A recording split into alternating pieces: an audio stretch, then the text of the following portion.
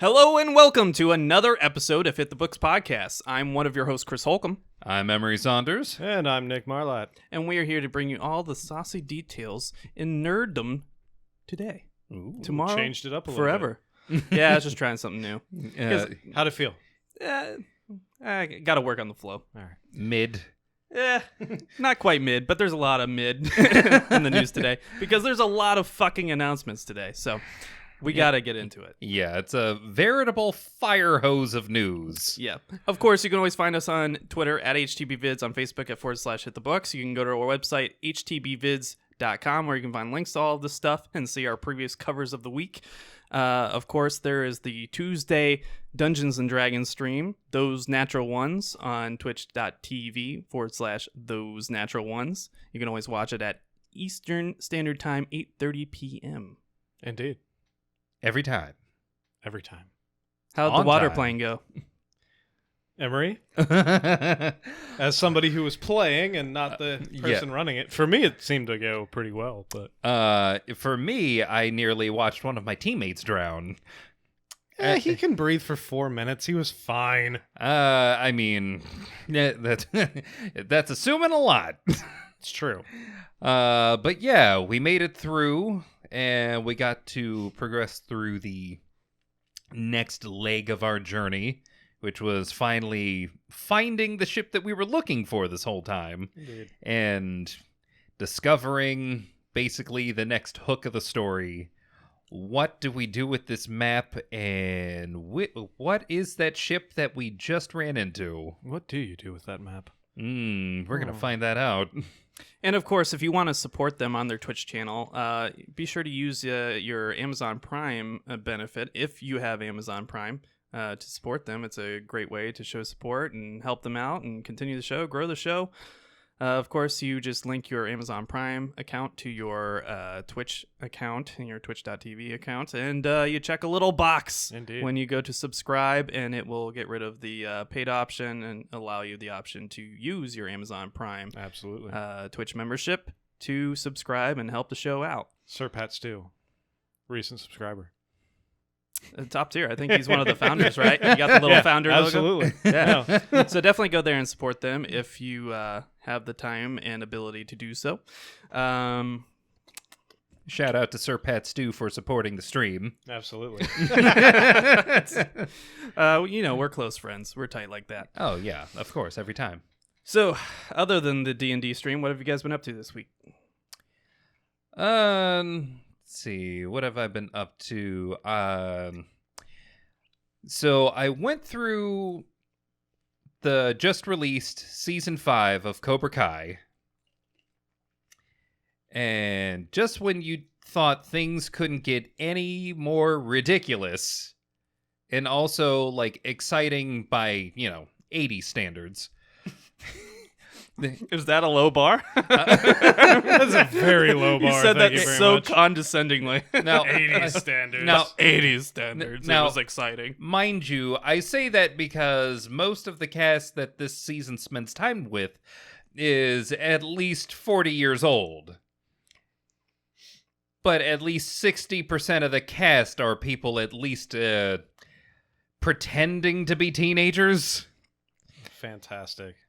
And the scene stealer for this entire season was the rival for Daniel's son, Daniel LaRusso from the second Karate Kid movie. The guy who tried to kill him in a fighting tournament in Japan. It's like, I remember the first one pretty clearly. I don't remember the second and third one hardly at all. I remember him having this Japanese girlfriend at one point. That was the I do second remember one. him going to Japan. That's the second one. I really don't remember what the fuck happened in the third one, but I know I watched it at some point. What happened in the third one is probably the main impetus behind season 5. Is the third Karate Kid movie, we bring in someone else from Cobra Kai who's really going to stick it to LaRusso this time. Except for this time, instead of being like all gruff and tough, he's actually slimy and conniving and worms his way into the good graces of this child, only for him to do everything he can to have this child beaten within an inch of his life at a karate tournament, because, well, everything finds its way back to a karate tournament. The 80s were awesome. Do you ever think these adults were taking karate a little too seriously? Yeah. Do we really need to beat children to death for the sake of karate? You do in the 80s. That's Hey, we had one way to solve our differences. Capital murder. No. It was a karate tournament. Yeah, they can't put you in jail if it's in a tournament. No, they can't. I mean, if they could, then God, they would have had to at least call the cops at least like 3 to 4 different times through the season. Probably 5. Oh my God. It's okay. It's ridiculous because nobody calls the fucking cops ever. But it's also a lot of fun because we still like martial arts, right? Martial arts is still a thing that people pay attention to. Nobody pays attention to karate anymore. Son of a Karate's been dead for 20 years. how people just shoot other people. I mean, come on. Well, yeah, that's a thing, but also if we don't have a gun, we resort to hugging each other in MMA. Oh, yeah, that's true. Mm-hmm. There's a lot of dudes straddling other dudes and nothing but their undies. Yeah. It's pretty hot. Not gonna lie. If you would like to send your hot UFC fanfic, please email Emery at HitTheBooksVids@gmail.com. Why are you emailing me? You alluded to it. Hey, you're the one who said it was hot. Maybe I'll benefit. Son of a... Okay, if you're gonna send it to us, send it to the website. Just don't address it to me. Address it to Chris. Please disregard that advice. Whoa. You know what you did. All right, moving on. Anyway. What else have you guys been up to? Not a lot from me. Trying to keep up on She-Hulk. Saw the new one. Oh, yep. Also Is watched that. interesting? Episode 4? 5. 5? We're on episode 5 Are now. we? Okay. Twerking was the 3rd episode, right? Mm-hmm. So how many episodes from Twerking are you? Yeah, I guess it would be 2 episodes past Twerking. Okay, there's Twerking and then It's like Madison 80 with BC. 2 N's and a Y, and you don't know where it is. But now we're on the... So we really need to figure out how superheroes get their costumes, right? That's a question thing. that people ask Yeah. at times. Sounds like they really justified this 9-episode length. Yeah, I mean, it was okay. You seem to be flaking with every episode of the show. It's still okay. You started with, I mean, it was good. It was good. It was Okay. good. It was fine. It's okay. this episode, not exactly their strongest, but it was all right. I mean, I'm still not entirely sure what the point was of this episode, because it was. Are we admitting that this is filler? No, this is absolutely filler. This is 100% filler. This is like... Because I was under the impression that the person that she fought in the very first episode was going to be like the BBG of the fucking show or something? as opposed to being a throwaway court case. Yeah. An entire episode about her getting sued for using her own name. Literally the BBEG that we thought we were getting turns out to be an influencer who somehow managed to legally trademark the main character's name and is suing them for usage of the name. I have so little desire to watch this show. And on top of that, it was a shopping episode. Oh, yep. You can get away with it in D&D. But when you have been basically almost, I can't believe I'm saying this, when you were swindled into an idea of what this entire show was going to be, and you find out that this is what it is. Guys, what are we doing? Yeah, I mean, spending money. I'm still gonna watch the whole thing. It was enjoyable. It was this episode was definitely a filler episode, and I don't think it was necessary. I think we could have skipped this episode completely, and we don't need to know where she gets her costumes. That's not that is not like necessity of information right there. They didn't need 9 episodes. No, they could have told whatever story they're going for in 6 I'm episodes. still not sure what that story is. That's annoying to me. Granted, full disclosure, have not watched the She-Hulk season yet, but I've watched everything else up to this point.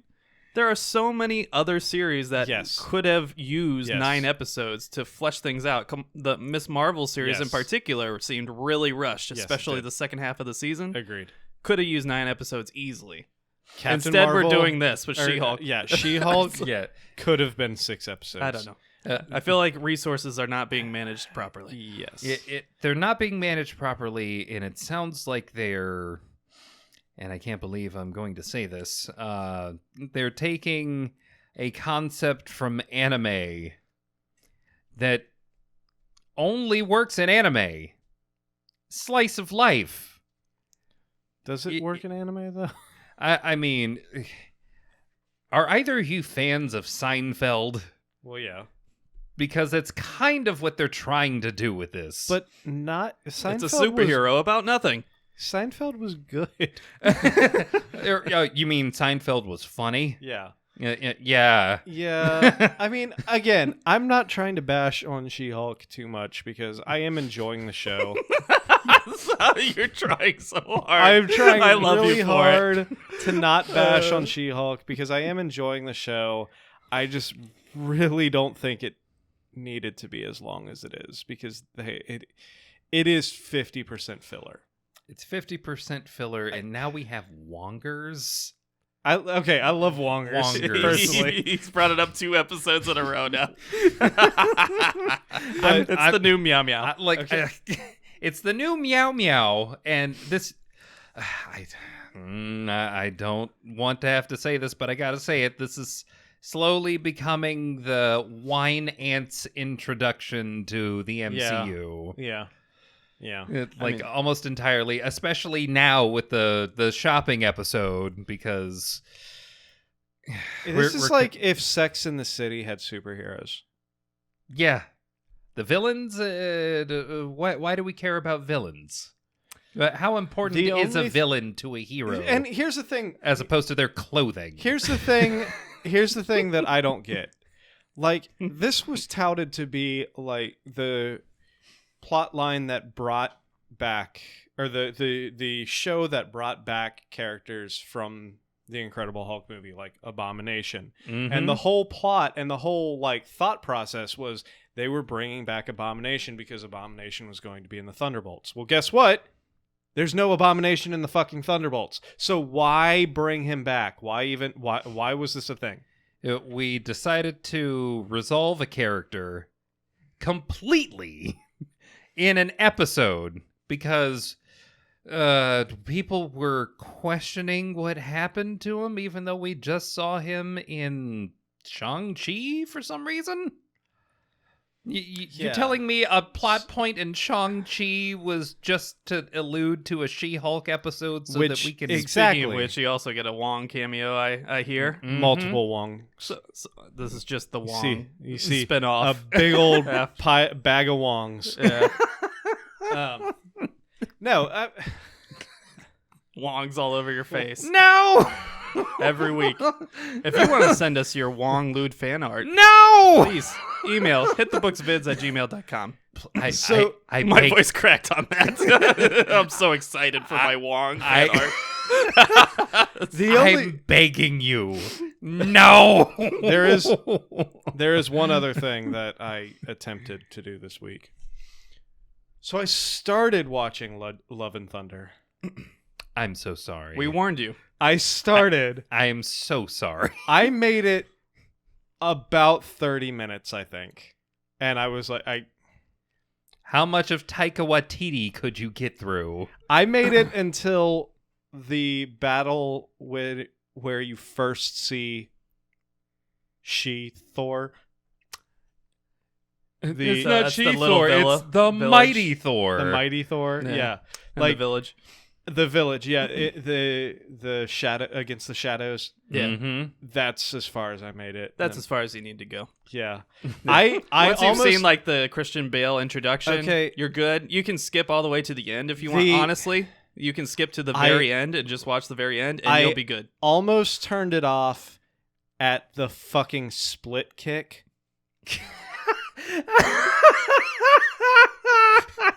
That's like the first 5 minutes of the movie. I know. That's the problem.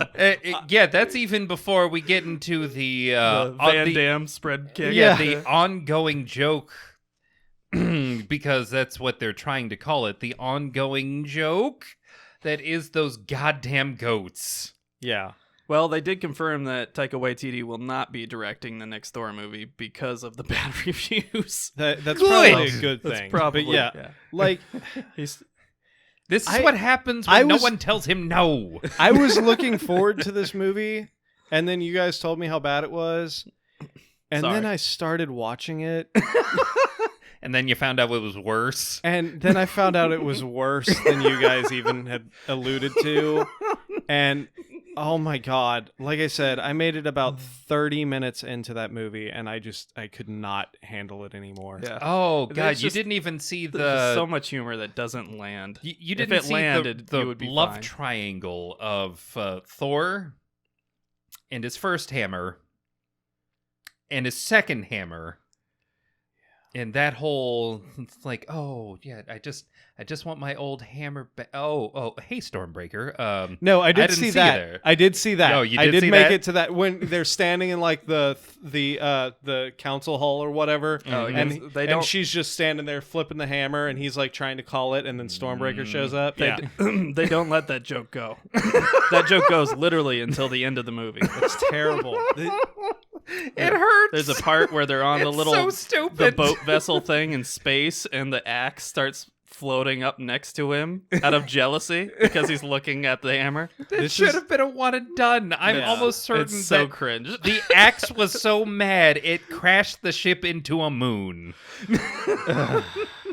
Like, Really, you've watched enough. yeah, Watch the final battle scene so you know what the hell happens and why Christian Bale's great, and then move on. yeah. You don't even have to watch the after credits. Just move on. When the guy who played Batman has to come in and be the best part of your Marvel movie, I'm so Guys, annoyed that they what the wasted him. Yeah, they this is did. a long episode, so we shouldn't rant too much. But they Yeah. wasted Christian Bale. absolutely. He played his heart out and did a great job, and they just fucking ruined Yeah. it. Speaking of Marvel stealing the best actors from DC, Mm-hmm.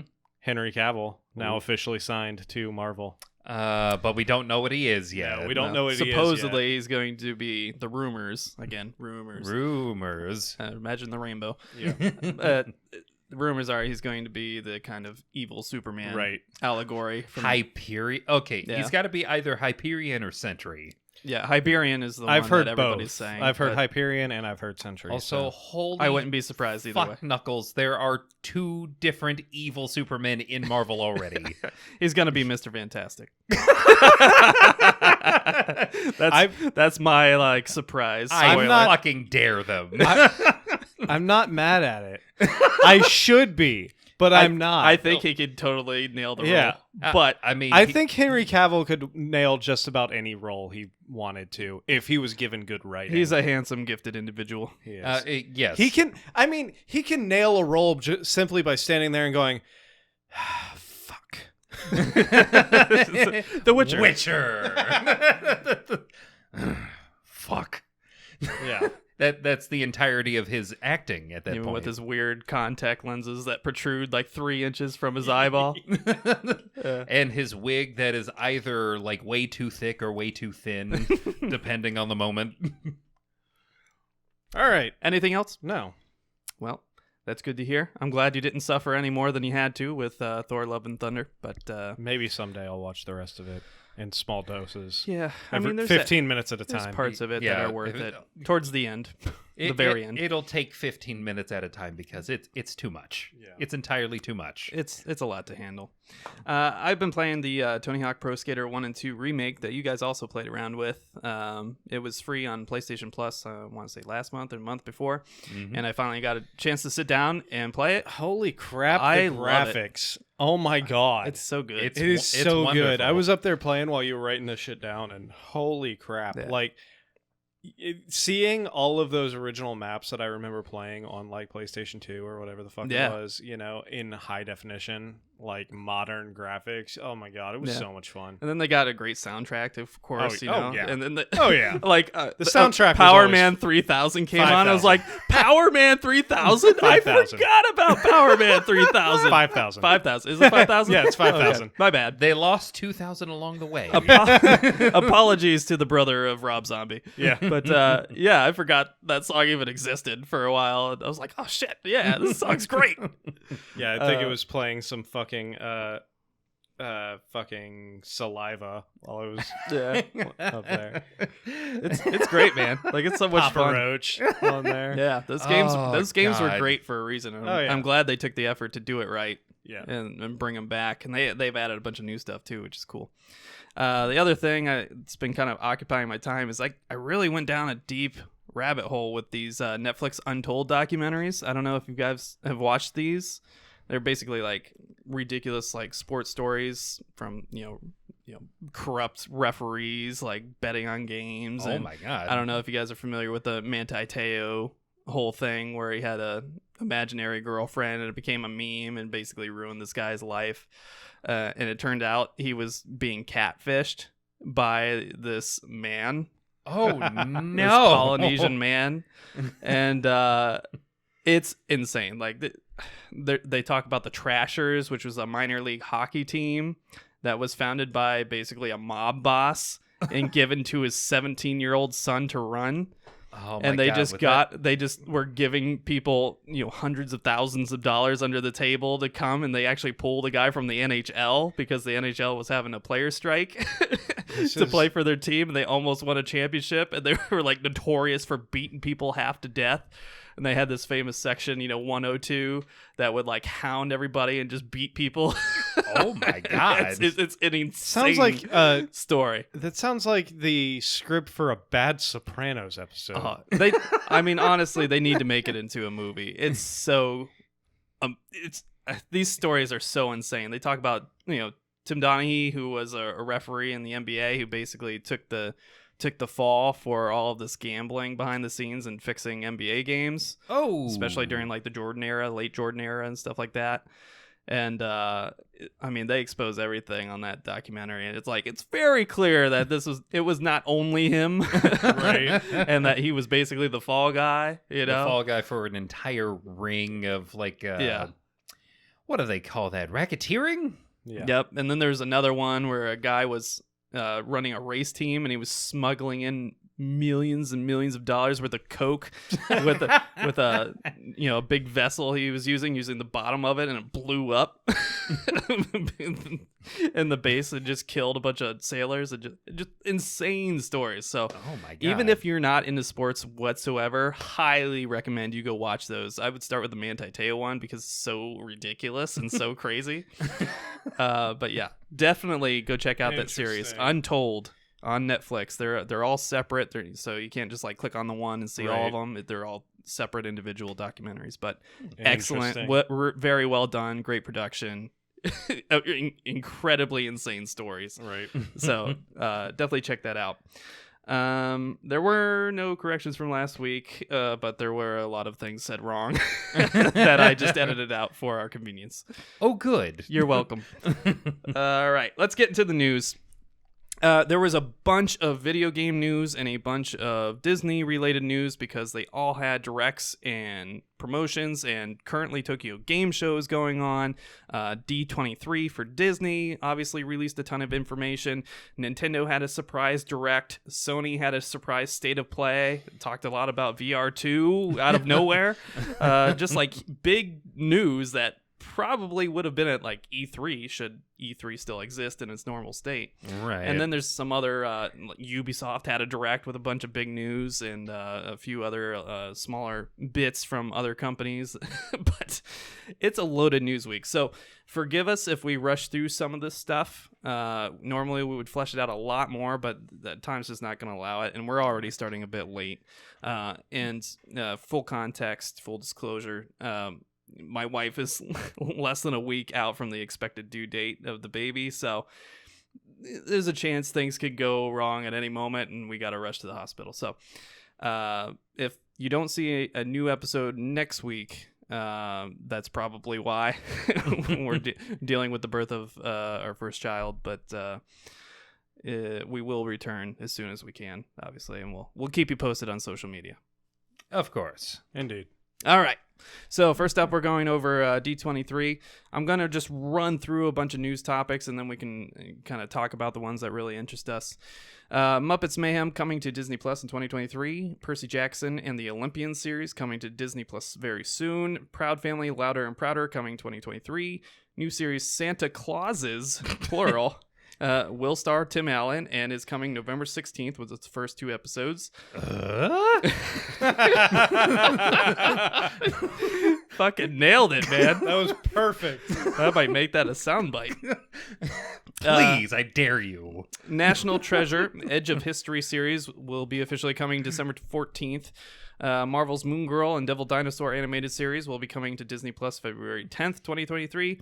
We got a bunch of new trailers. Unfortunately, not all of them are public yet.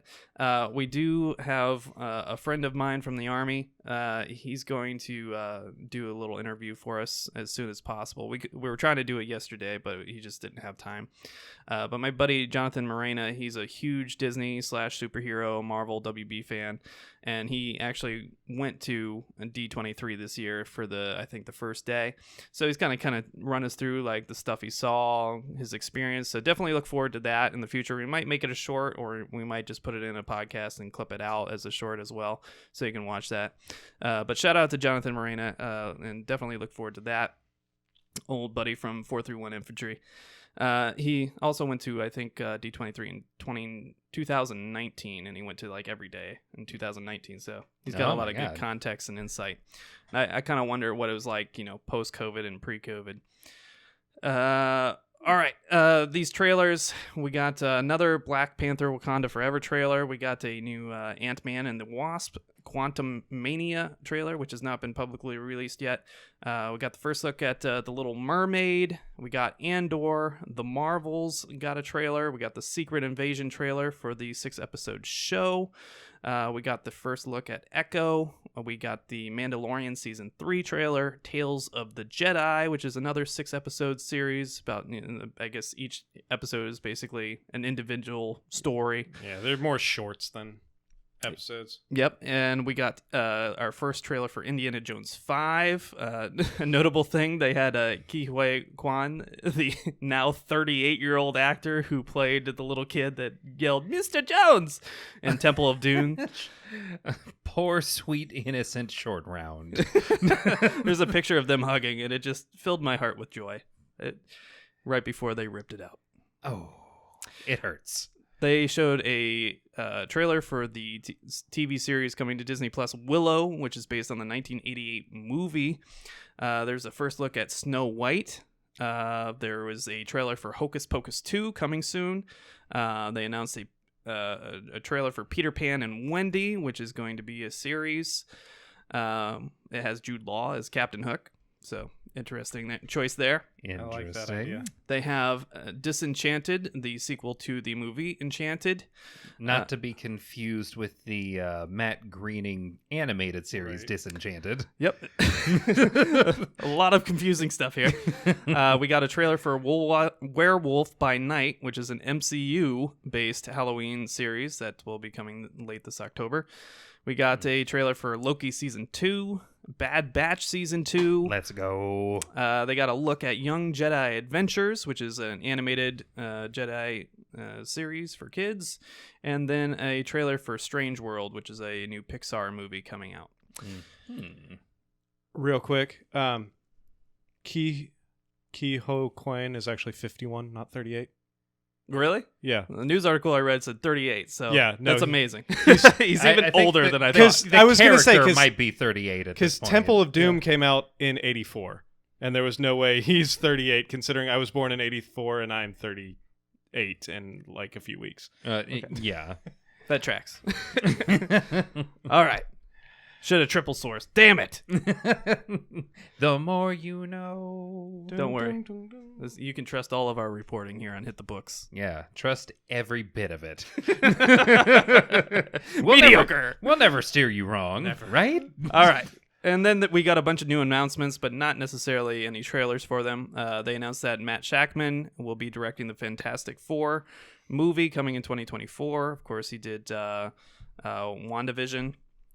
Captain America: The New World Order will feature Tim Blake Nelson from the 2008 Incredible Hulk movie, the same actor, as the leader.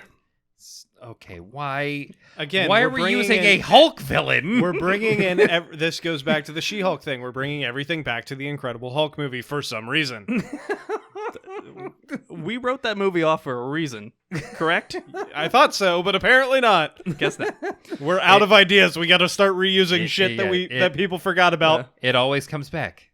It always comes back. I can't wait till they go back to the original one and bring that Velvet Revolver track back. Oh, yes. Was it Come In, Come Out? Is that the song? Love Velvet Revolver. It's Set Me Free. That's the one. That's right. Yeah. Come In, Come Out was for a different one. They did that for a different early Marvel movie, like early 2000s Marvel movie.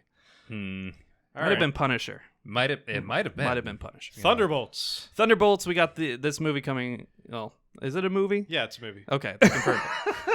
It's hard to tell anymore. I feel like it shouldn't be a movie, but I guess it is a movie. I mean, it's their Suicide Squad. Come on.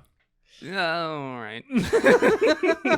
I didn't say that's a good thing. Which one? I don't know yet. We'll find out. We'll find out next year or in 2 years. That's an important question. Right. We got the lineup for it. It's going to have Valentina Allegra de Fontaine, Ghost, Red Guardian, the alternate Black Widow, of course, Winter Soldier, U.S. Agent, and Taskmaster. It will be directed by Jake Schreier. Any comments there? That's an entire team of people who can do the same goddamn thing. Yeah, I mean, it should and be one interesting. person who's Ghost. It should be interesting. You have a person who can go through walls and an entire team of super soldiers. And a really annoying Elaine Benez. Yes. You have her. I mean, super soldier. Yeah, super soldier.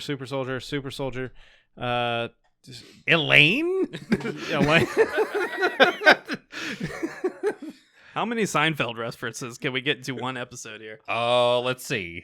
It's still early. We still have a lot of shit to go through. I inserted a Seinfeld clip in last week's episode, which is part of the reason it took so long to get this episode done and uploaded. As the point we were recording this, I have just gotten the upload finished because I had to get around some copyright.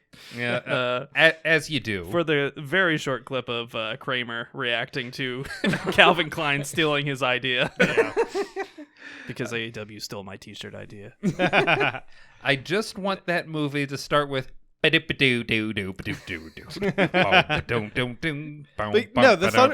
Thunderbolts. Here's the thing about Thunderbolts. You see them, but you don't hear them until seconds later. What's the deal with that? What is the deal with bad guys being teamed up to be exactly one good person? Sorry, that was really dumb. Anyway, Mediocre. This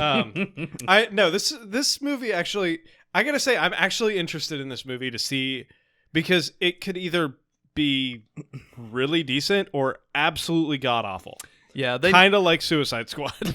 they need to focus on this. Yeah. You know, Suicide Squad has one of the best WB movies, and Suicide Squad is also one of probably the worst movie of all time. Yeah. Like, it's a big window of quality. I was not interested in this movie at all until I found out that Sebastian Stan was in it. And then I was like, okay, at least they have one person that might actually redeem this movie. You know?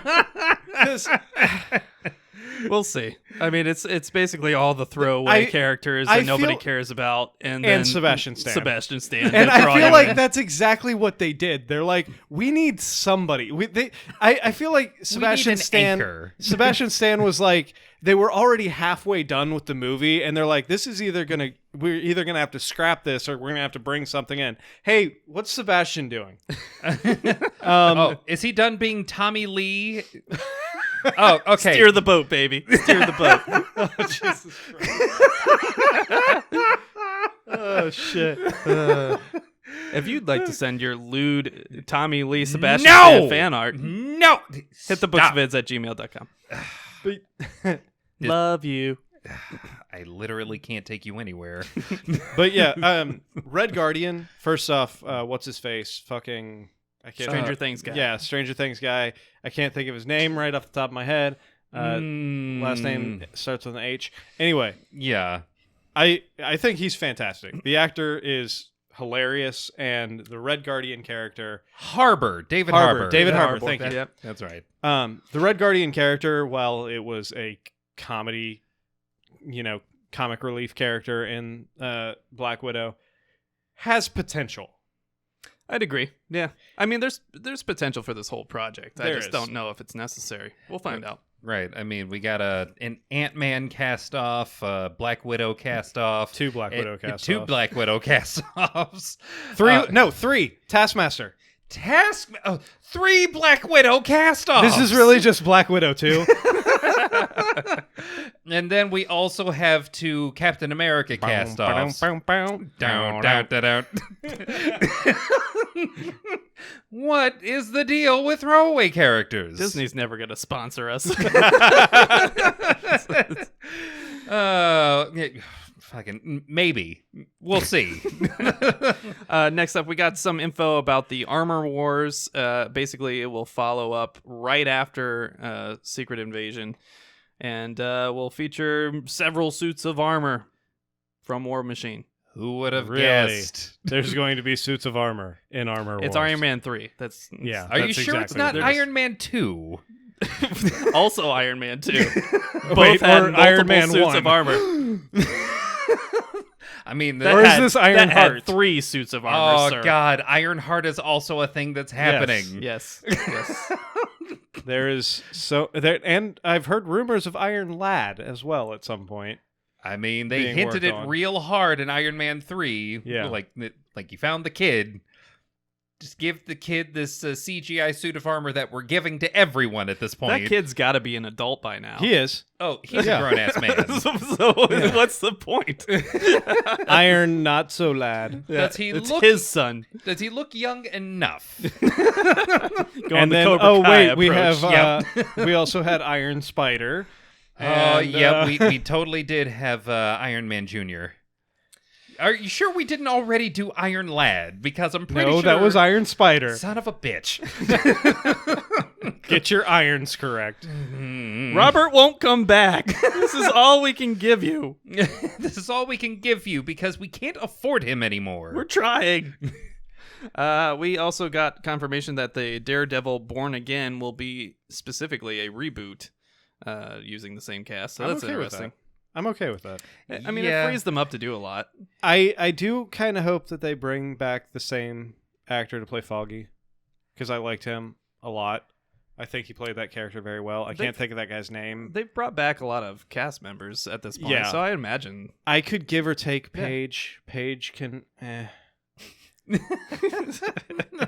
Paige was a mediocre character in all of those Netflix shows. Are you saying they were mid? Mid. Yeah. Mid! Nothing against Deborah Ann Wall. No. She's fantastic. She is fantastic. But they gave her nothing to do. Exactly. They literally gave her nothing to do. Can we please, for once, have a Daredevil story that does not involve Elektra? Please?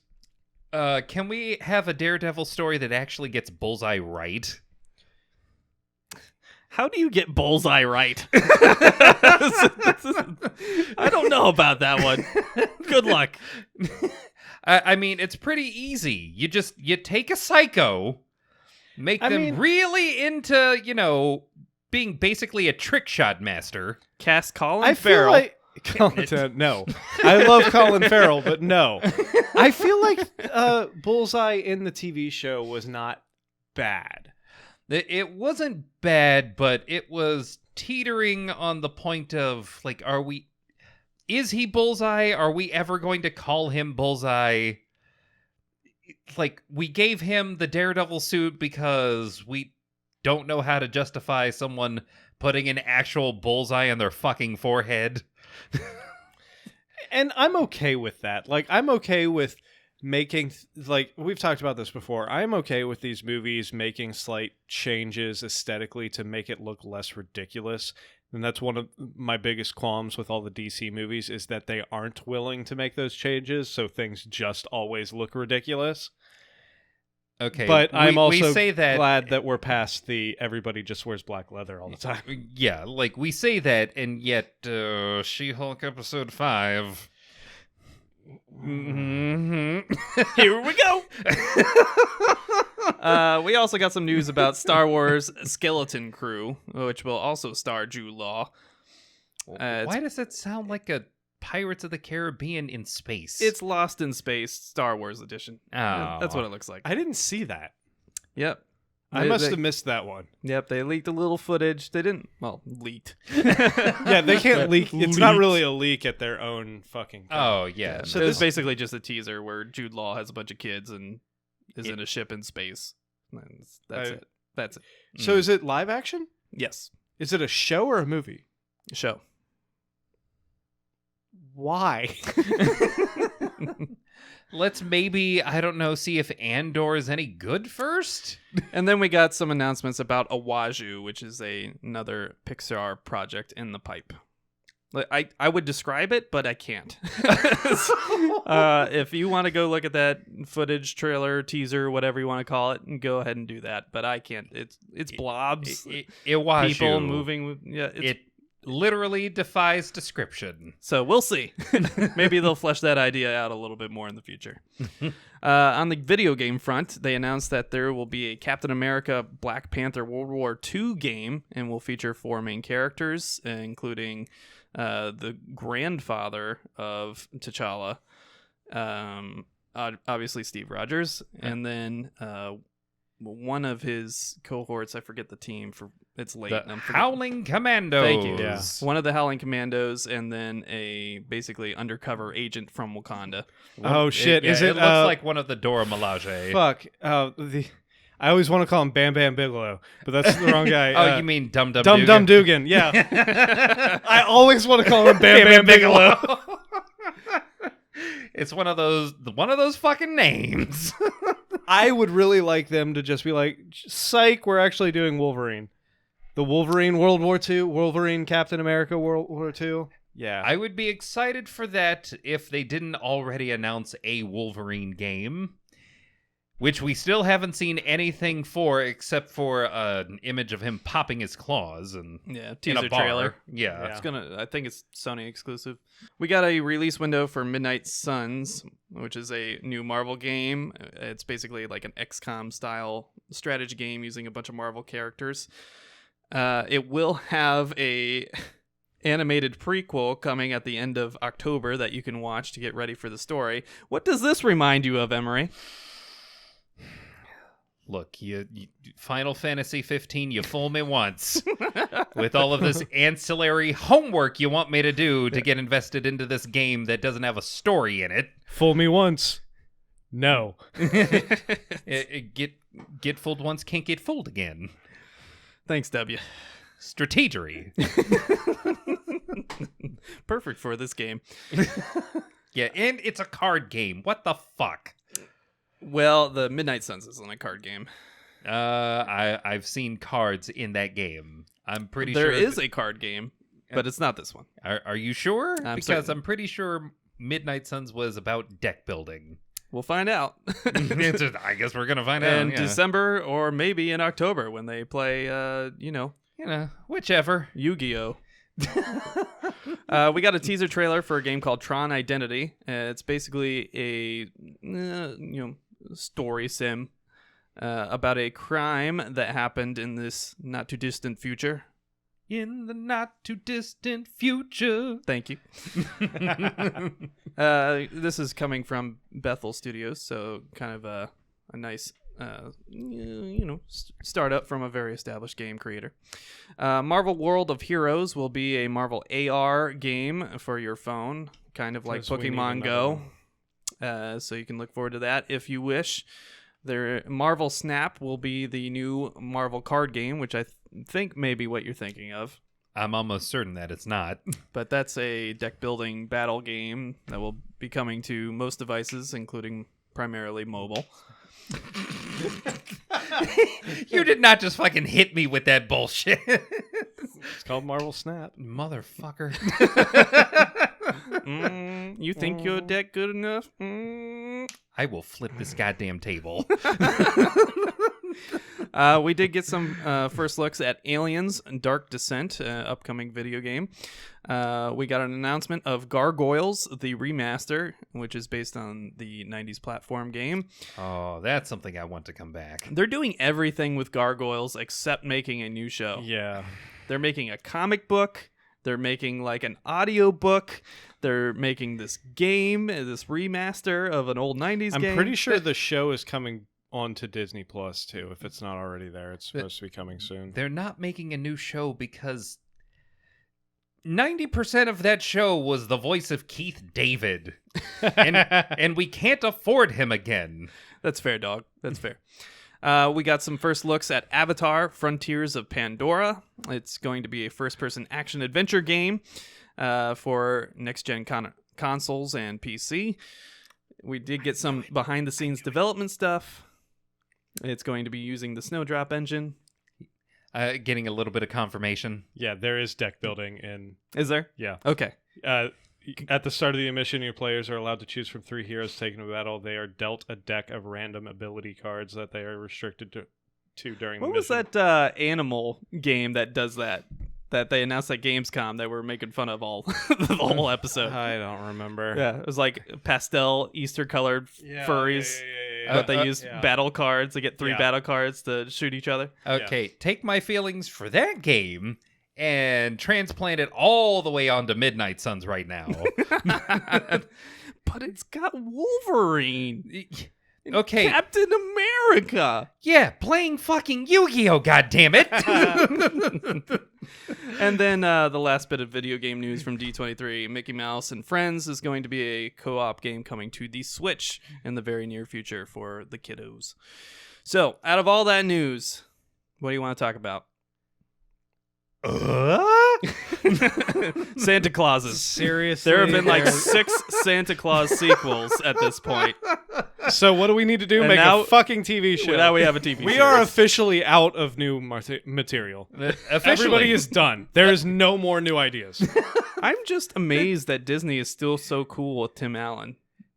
Right? Because he's a very outspoken conservative guy. Yeah, and And he's like the Disney is not. Yeah, and they've written off basically everybody else. See, Yeah. I'm almost certain that this is in response to Lightyear not doing nearly the numbers that they were hoping. Right, so they're like, hey, Our Tim. bad. hey, Tim. hey, We Tim. need you. Sorry, buddy. Hey, that Lightyear thing, don't even worry about that, man. Just be Santa Claus again, please. I don't Just be Santa Claus again. We swear we've been good. Hey, now we don't have to CGI your wrinkles anymore. Oh. Yeah, I don't agree with a lot of Tim Allen's opinions, No. but I find him awesome as a actor. As an actor, I love him. yeah, he's hilarious. Yeah. However, He's always going to have wild hogs. Jesus. Of all the things that you would bring up, you're gonna bring up wild hogs. John Travolta on a motorcycle. And it's not Grease 2. All right. Anyway, why?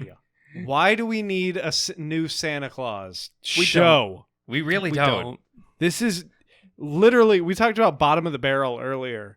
Feels bottom of the barrel. There is absolutely no reason for this. This is bottom of the barrel that we already emptied. Yeah. What was the Netflix Santa Claus movies?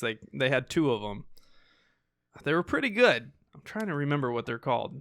I can't think of them. The only one I can think of is the bad one that I think has what the fuck is his name? Bill Goldberg? Yeah, That is not the one I was thinking of, but yes, definitely bad. Definitely bad. Goldberg Yeah, plays yeah. Santa Claus. He plays Santa Claus or Krampus or whatever the fuck it was. Oh my Some God. kind of holiday man. I wonder if Yeah, that was a WWE production. I bet it was. probably. That sounds like the D-list type of shit they would they would pull. Almost entirely. Like that Hulk Hogan war movie from the 80s. Do you remember? What the fuck movie was that? That's definitely not Suburban Commando. Oh, I forgot about Suburban Commando, too. No, there was a... I have a buddy named Brock. Shout out to Brock if you're watching this. He is the king of B-list, C-list, D-list movies. And he will school anybody at this table. We should bring him on one day, just for like a special shitty movie episode. One day. of the podcast. Holy shit, Bill Goldberg was in 11 episodes of The Goldbergs. What He played a coach. That's hilarious. Great in job. a show literally with his last name in it. Yeah. Wink, wink. He played some coach. He was in 2 episodes of The Flash? Oh, yeah. I don't remember that at all. Neither do I. That must have been after I stopped watching. I'm trying to find that. You just reminded me of the Mel Gibson Santa Claus movie. Santa's Sleigh. Santa Sleigh, that's what it's fucking called. Santa's Sleigh with Bill Goldberg. Oh, are Who you talking plays about Santa? the Mel Gibson one where he's all about punishment? Yes. And it's actually great. In the dumbest way. But that's also not the Santa Claus movie I was thinking of. I just can't remember. Oh my god. This is fantastic. That's the actor from Oh, man. You gotta put this up on there when we're talking about All right, I'll post the picture of Yeah, Goldberg Yeah. playing Santa Claus. you gotta do it. Oh my god, he's got a Star of David on his face. That's amazing. Fucking perfection. Do you guys remember the Hebrew Hammer? Oh my god, Yeah. yes! That movie was so terrible. It's so It was great. So bad. It's so dumb. Because my mind is unfortunately a steel trap, I still remember the phrase, the baddest heap this side of Tel Aviv. Oh shit. Yeah, that movie came out like right after my mom converted back to Judaism, and it was like Did on the our Jews house. really need Shaft? Is that what this was? Yes. Shabbat shalom, motherfucker.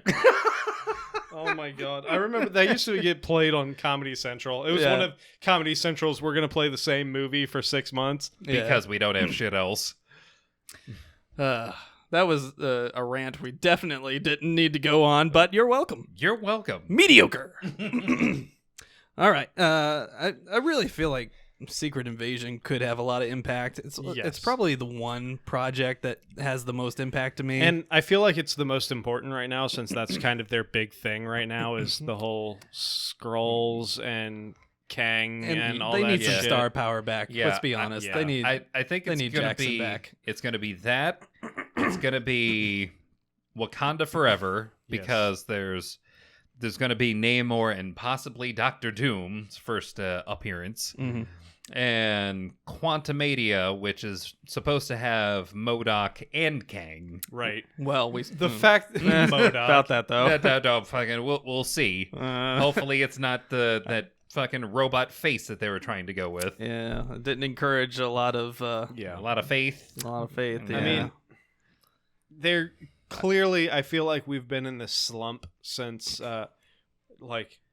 since the end of the Infinity Saga, and it's just a lot of filler. And it's the hangover phase. Yeah, like the pieces are real starting. hard. Yeah, the pieces are starting to show now, and we're starting to get little like scraps of what the next plot line's actually going to be. Yeah. So it's time shower to beer here or there. Yeah. It's Let's let's fucking go. Let's start it. It feels like this is a period of Marvel still trying to work it out. Yeah. Like, what are we really doing? And, to be fair, they gave us a decade of great material, and the stuff that could inspire works well into the future. Yeah, It's, they did. It's hard to be ungrateful and bitter about it. They're touching base on characters that have no right to be No, absolutely. produced at this level.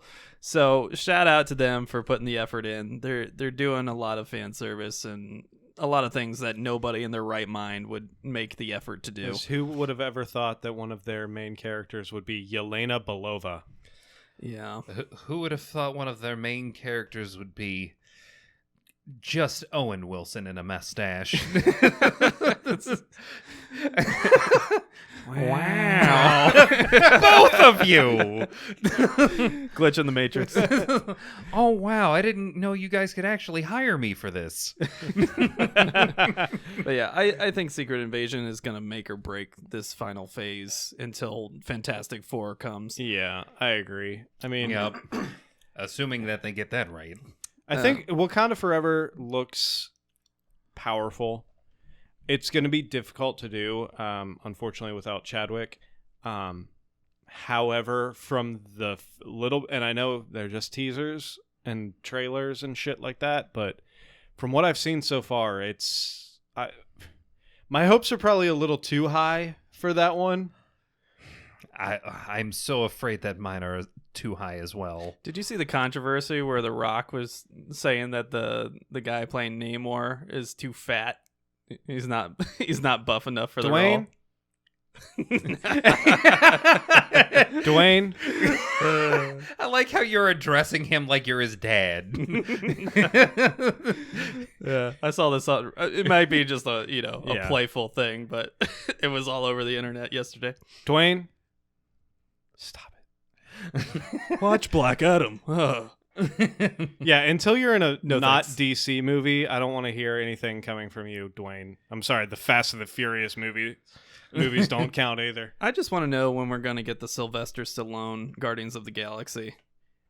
They teased it. Yeah. Yeah, he does. We've seen show nothing. up like twice with. I his mean, whole that's a goddamn minimum team. a TV show. Yeah. Yeah. I mean, But we They've already teased- gave away James Gunn. they've teased a lot of shit though that never came to fruition. So That's true. That's fair, dog. Yeah.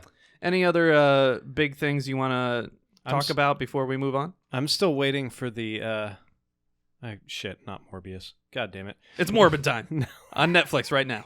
What the fuck is Morbin 2, the bloodiest boogaloo. Fuck, what the hell is the Black Sorcerer's name?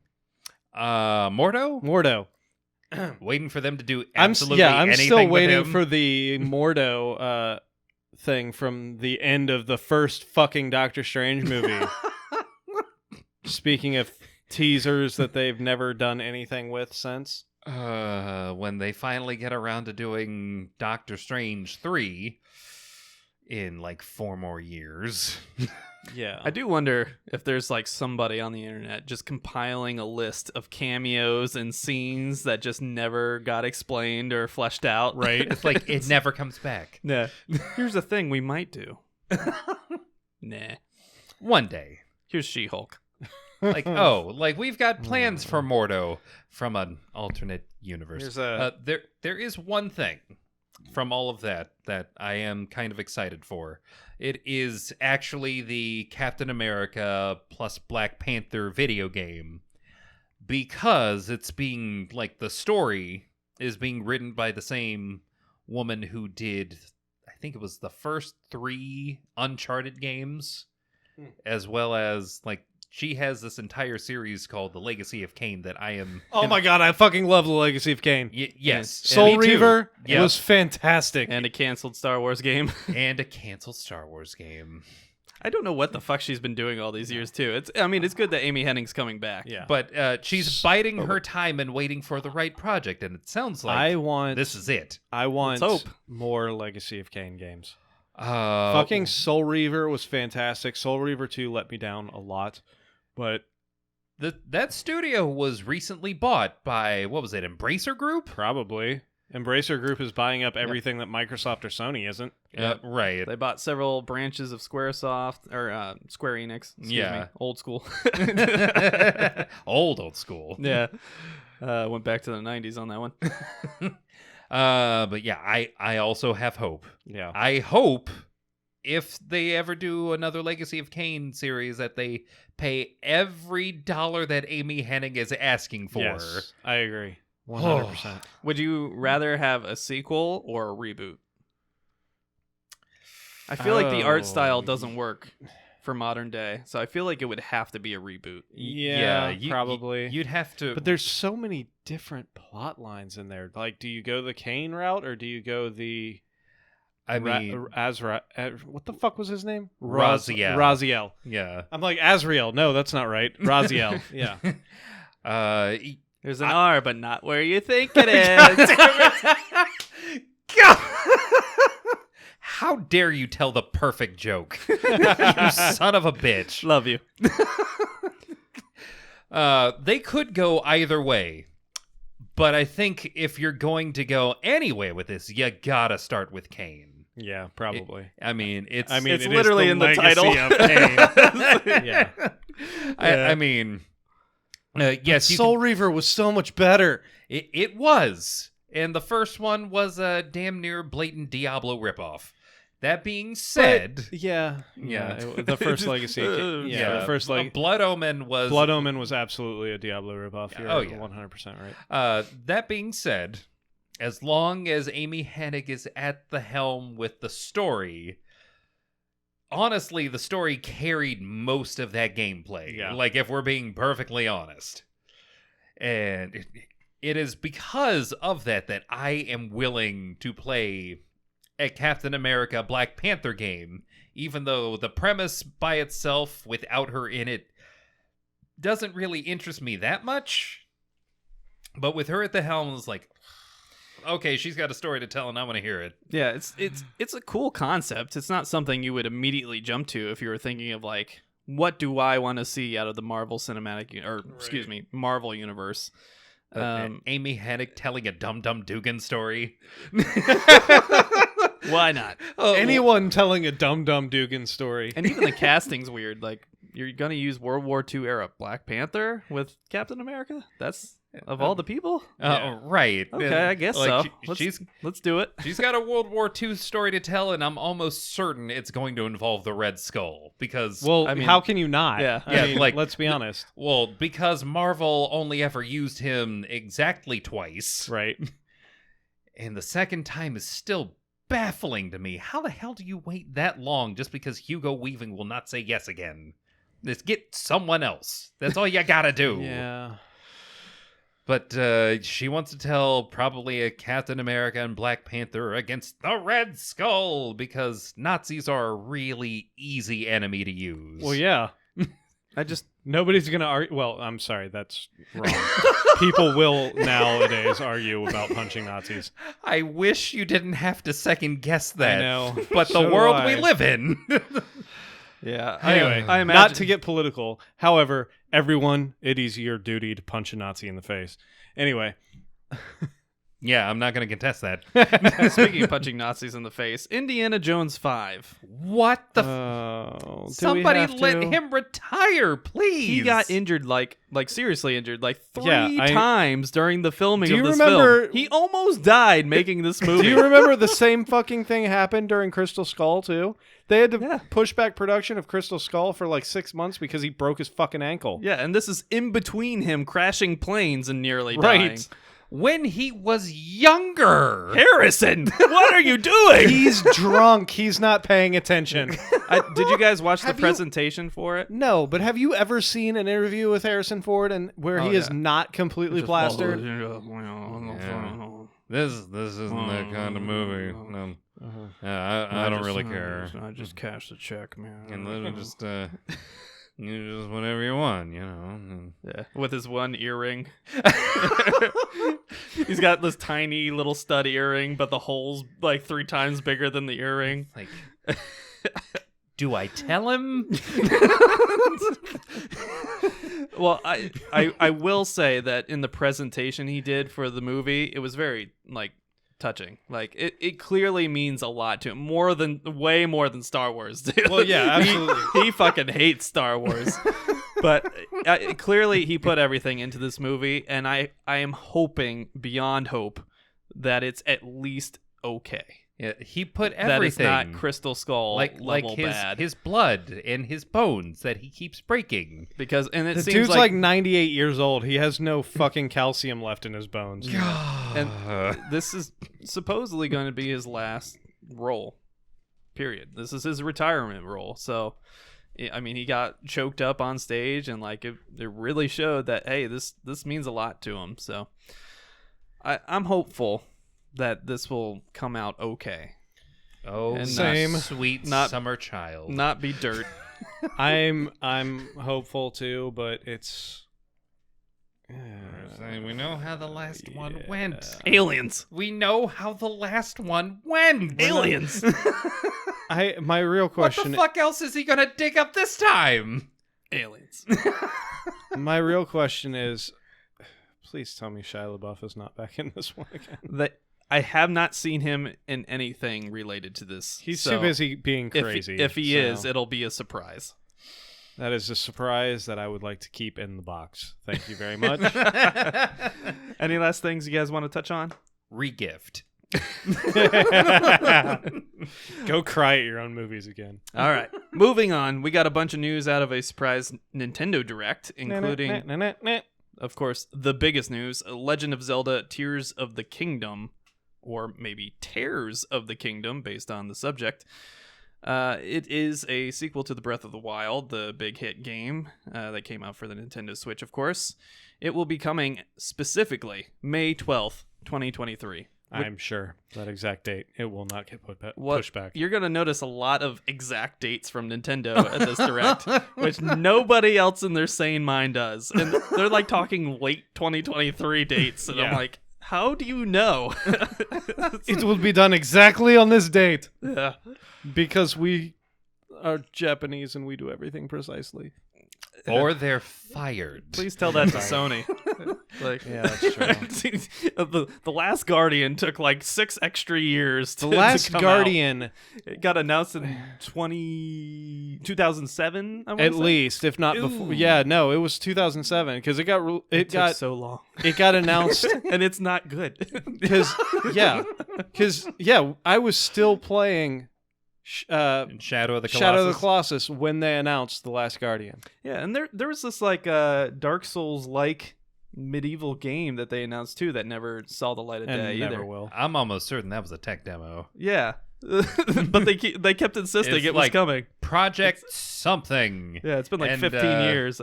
It'll be ready when it's ready. Isn't that right, CD Projekt Red? No, even if it's not ready, we'll still release it. But we received some trailer footage. The thing about the trailer, it made me wonder why this game is taking so fucking long, because they're using the same fucking map. It looks like Wait. DLC. It's the same map from Breath of the Wild.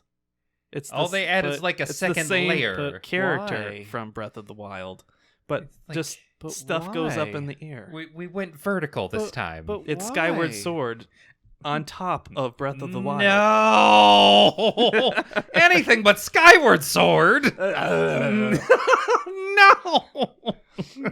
Yeah. What a weird series. What a weird company. They're so strange. sometimes they know what they're doing. Mind you, like an entire decade behind the rest of the class. And then other times it's just like it's almost like they didn't learn why we didn't go in that direction with other games. The thing that always gets me about Nintendo, and the thing that I love about Nintendo, is their "we don't give a fuck" attitude. Like they stopped trying to compete with Microsoft and Sony like over 3 a decade generations, ago, and they're just like, "Hey, people like our games. I don't care if everybody likes our games. There's always going to be people that buy our fucking console." So no matter how outdated it is at this point. yeah. Yeah, speaking of which, when we get to the other video game news, you'll notice a lot of titles not coming to Nintendo Well, Switch. yeah, because the fuck, it's not compatible They're anymore. coming to PS4 and Xbox. What's the last one? One? Yeah. Xbox One. Xbox One, because naming conventions are a thing. I'm just gonna say Xbox from now on. It- I don't the- care if it's One or Series S or Series X. Well, no. You're Xbox. See, we 'cause went you with can't Xbox, name anything. and then we went to Xbox 360, and then we went to Xbox One, and then we went to Xbox Series X. None of this But makes it's also- sense, Microsoft. But it's also Series S if you don't want to spend as much money as a Series X. What the fuck? 1, 2, 3, 4, 5. How hard is that? I can't wait till Xbox Vista. Yeah. That'll be a huge hit. Xbox 95. Xbox XP. Oh, shit. Excelsior. Deep cuts. Ooh, we got to get more X's on this thing. But No, I mean, yeah. I'm an Xbox person, but I hate their fucking naming conventions. They're garbage. It's frustrating. There's Xbox Slim and Xbox Fridge. It makes it so hard to promote them. Like, Although I will say, after spending time with the two of you and playing on your fucking PlayStation, I'm actually considering the next time I do get a console going back to PlayStation. It's got games. the controller's It's got awesome. games. Like, I mean, there's you- no doubt. If you I've play always like thought a PlayStation Yeah. exclusive game with like the full haptics and everything, Yeah. it's awesome. I It's a have- totally next level experience. because Oh, yeah. I've played.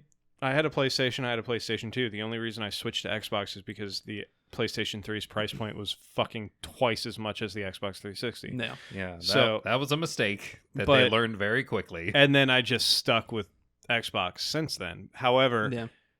there's no doubt in my mind the PlayStation had an excellent controller idea from the original PlayStation. That's why it's barely changed in 5 generations. Yeah. It's like You the know? epitome of if it ain't broke. Right. Yeah. They've added a couple updates to it. They've made the haptics better. They've added some buttons and the weird little little fucking touch thing that I touchpad, kept yeah. fucking up when I was trying to button mash Tony Hawk. But no, I mean, PlayStation, Sony for sure has the superior controller. And that's Yeah, coming it's- from somebody who has been an exclusive Xbox player for the past, 13, like 16 years? Yeah, Yeah, I oh would my God. argue that Microsoft had the superior console from Xbox, the original, all the way through 1.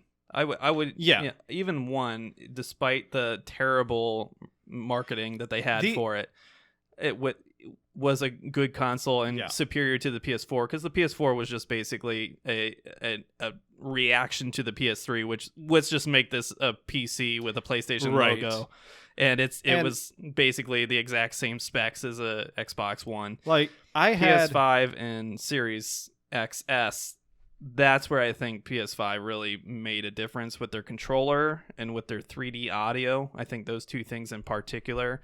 Right. Now, Xbox, you can't get away from the value of Game Pass. I think that's like a phenomenal Agree. thing that they've been doing for, 2 years now, 3 years? It's been way longer than that. Yeah, it's Oh, been a yeah. while. I mean, they've had that advantage Yeah. for a while. But And- I think the Sony brand did a really good job this round with their I agree. peripherals and their support for VR2, which is coming soon. Like, and they're still supporting the original VR. Like, they're just knocking it out of the park with innovation, where I think Nintendo used to pride themselves with that, and they're not. I think Nintendo's biggest issue is they tried something off the wall with the Wii. It didn't work the way they wanted to, and that's when they gave up their competition. And that's when they got that fuck it. People are going to play us because people like Mario and Zelda and shit like that. Yeah. But we don't have to be number one anymore. Yeah.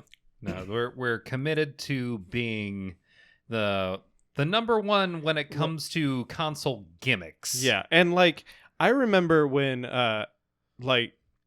Nintendo, it was the Xbox 360 era, Xbox 360 versus PlayStation.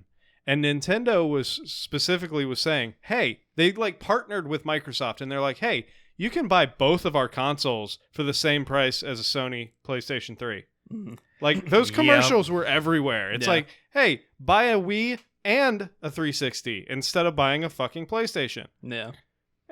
It's clearly. And then they went clear the opposite with the next gen. Yeah. Then they had the whole game sharing thing was locked. You Yeah, know? yeah, And yeah. PlayStation had their whole press thing. Yeah. This is how you share a game on PlayStation. And they just handed it to each other. Yeah. Just trolling. Yeah. It's hilarious how these companies just totally mishandle an entire generation from one to the next, But this, I think the thing that annoys me the most about Microsoft this generation is how they split up two tiers of consoles. Right. They have the Xbox Series X and the Xbox Series S, and that guarantees that every third-party developer has to down-res and they can't push the hardware for all the platforms the way they should, because there's this kind of middle tier console that they have to develop for well and support as well, or else it can't be on the series systems. That's the part that frustrates me, because they kind of put a stranglehold on the third party industry.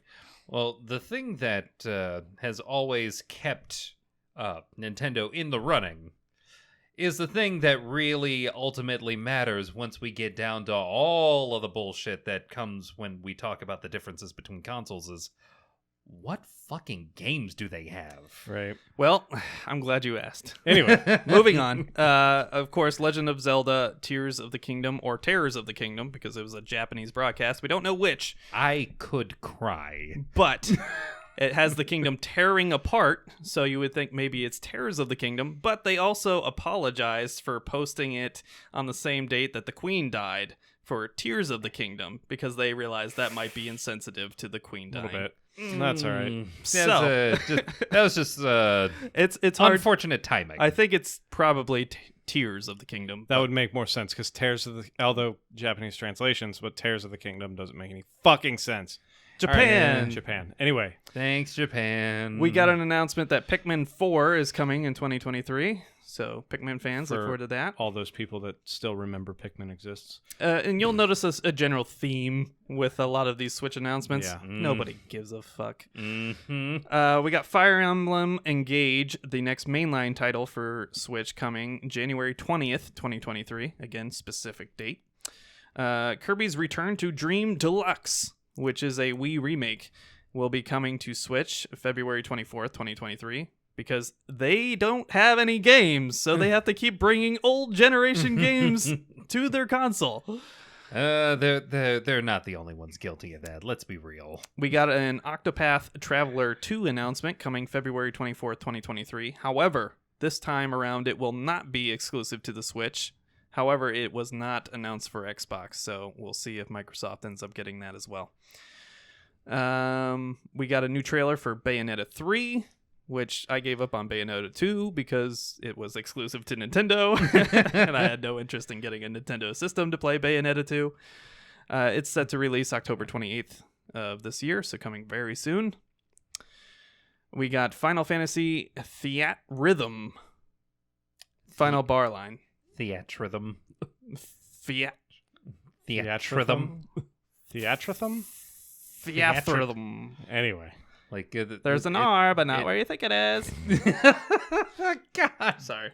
It old keeps joke. coming back. It's called Final Fantasy Theatrhythm Final Bar line coming February 16th, 2023. It's a cool idea. Music game featuring 385 originals from the Final Fantasy series history. There will be a season pass, because of course there is, that will add 90 additional pieces of music. How about this? How about you just release a complete game with all the that would music? be nice.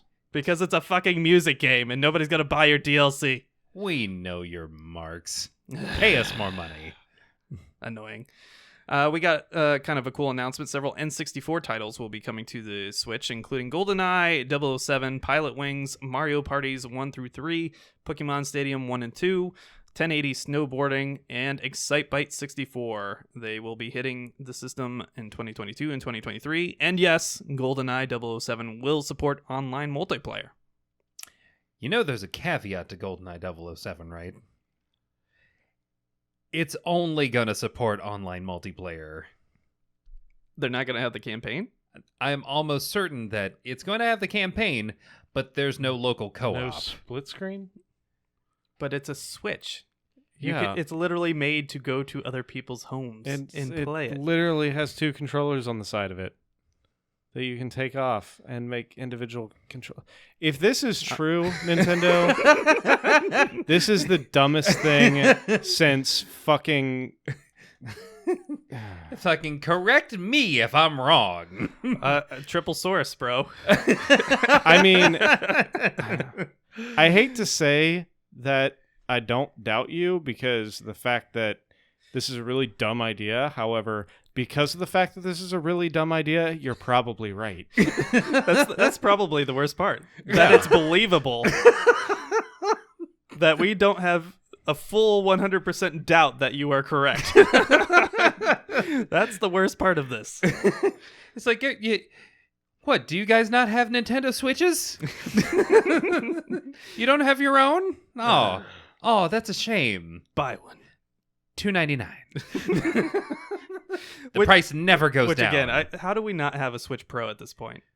How long has the system been out? They just recently, last year or the year before, did Switch OLED, which is maybe a minor upgrade on the screen on the device. Right. Nothing else. Nothing else. No processing improvement, no GPU improvement. Mobile! Just play mobile! It's ridiculous. My cell phone is more powerful than the fucking Nintendo Switch at this point. That's how behind they are. They set in their ways, thy name is Nintendo. Buy $40,000 worth of stock and go protest at their next stockholder meeting.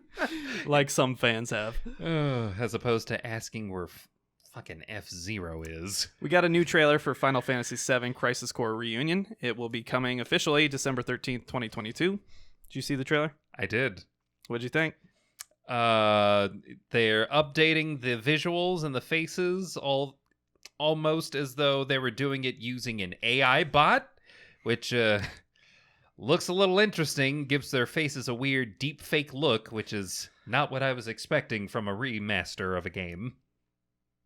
The combat looks completely untouched, which was kind of a problem because you're cycling through things. It's like you don't even get to hit attack consistently. You have to cycle through to choose attack in a game that's trying to be like an action-oriented thing. Yeah, this was in a period where the Square Enix company was just fascinated by card-based attack styles and lottery systems.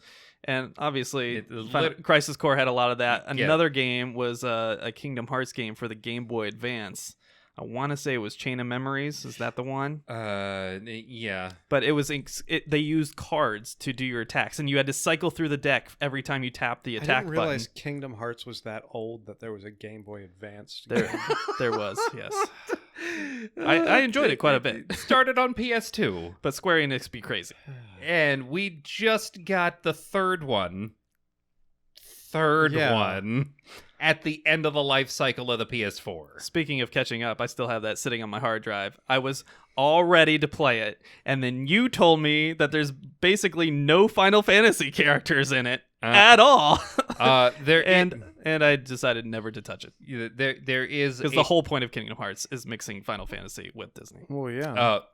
Caveat: There is one character who's actually actively a reference to what one of the people who was designing this game had originally intended. I know this is very long and drawn out. Kingdom Hearts. Yeah. The original intention behind Final Fantasy 15. No. The guy who left Final Fantasy 15 to finish Kingdom Hearts 3 has his own version of the characters from Final Fantasy 15 in an advertisement for a game that's never going to come out. This is the Versus 13. Mm-hmm. Yeah. Yep. He had to protest his canceled game. In another game that he was game. told to finish. Square Enix Welcome is to crazy. Square Enix. Yeah, they're crazy. You look like you're about to call your dad to come pick you up. I've never heard something more accurate. Yeah, I watched the trailer as well. I thought it was pretty neat. I love that they're actually taking the time to do this because, quite frankly, if they're going to do what they're doing with the remake, they kind of have to explain themselves, which you can't really do with a PSP title that nobody can play because it's not available anywhere except the PSP or some kind of pirated software.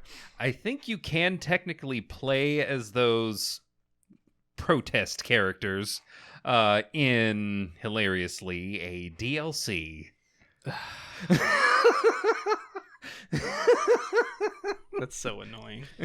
But I am encouraged for this reunion as much as we're dragging Square Enix through the mud right now. Hey, you take the good, you take the bad. However, it being on Switch, that kind of answers the question why it didn't look as pretty in the Square Enix 25th anniversary, Final Fantasy VII anniversary trailer. I was like, oh, this looks a little rough around the edges. Oh, it's because it's coming to fucking Switch. That's why.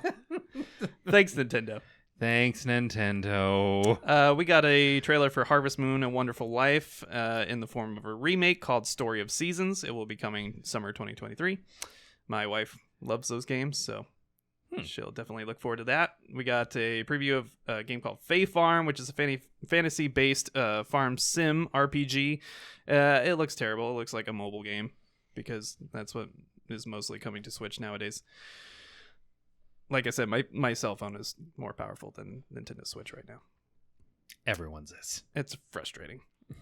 We got a trailer for a Japanese horror game, Fatal Frame: Mask of the Lunar Eclipse, which is a 2008 Japan exclusive. Fatal Frame. Jesus Christ, man. Yep. Hey, you guys like photo mode on the PS5? Hey, what if you we guys, made an entire game hey, around you guys that? like that niche game that came out in 2002? Oh, you mean Pokemon Snap? No, I meant Fatal Frame. Oh. So this A thing can be two things. this one didn't Thing even can make be it to two the things. West. So No, there was a This is Fatal Frame that came this out. is a sequel to the original. Yeah, Yeah. which I'm Jeez. pretty Which- sure wait, came out in like it- 2002. Talking about Kojima, that's a game that would shut off your system and make you think that the game had crashed. Yeah. Yeah. The game's ridiculous. Oh my god. So- Oh, sorry, I was wrong. It was 2001. I was so even close. older. Don't worry. You're going to get more, Nick. I'm a little worried. I'm like, So for those of you in the West who did not get to play Mask of the Lunar Eclipse, it will be coming to Switch in early 2023. for all of you that care, Yeah. All Tune- 5 of you. that's generous. Again, they don't have games, so they're just going to old shit that they're trying to dig up and Then rework. fucking remake like Super Mario 64. It's Nintendo. They don't do what you want. Clearly. It's their whole gimmick. We're slowly learning that fact, and Remember we're when becoming they very made you pissed pay off. $60 for some cardboard so you could pretend to play the piano? You're welcome, Nintendo. Remember when they sold that virtual reality machine that just gave people eye issues because they just stared at a red screen 2 inches away from their face? My buddy, Virtual Boy. I had one. Me too. I didn't have one, but my next door neighbor, Will Carroll, again, shout out, he had a Virtual Boy, and we played it one time. Yeah. And we were like, fuck this. Yeah, I had one. I played it way too much, and I'm pretty sure I have vision issues because of the Virtual Boy. If there is a class action lawsuit against Nintendo for eye damage due to Virtual Boy, please send the information to us. HitTheBooksVids@gmail.com. Thank you. I will testify.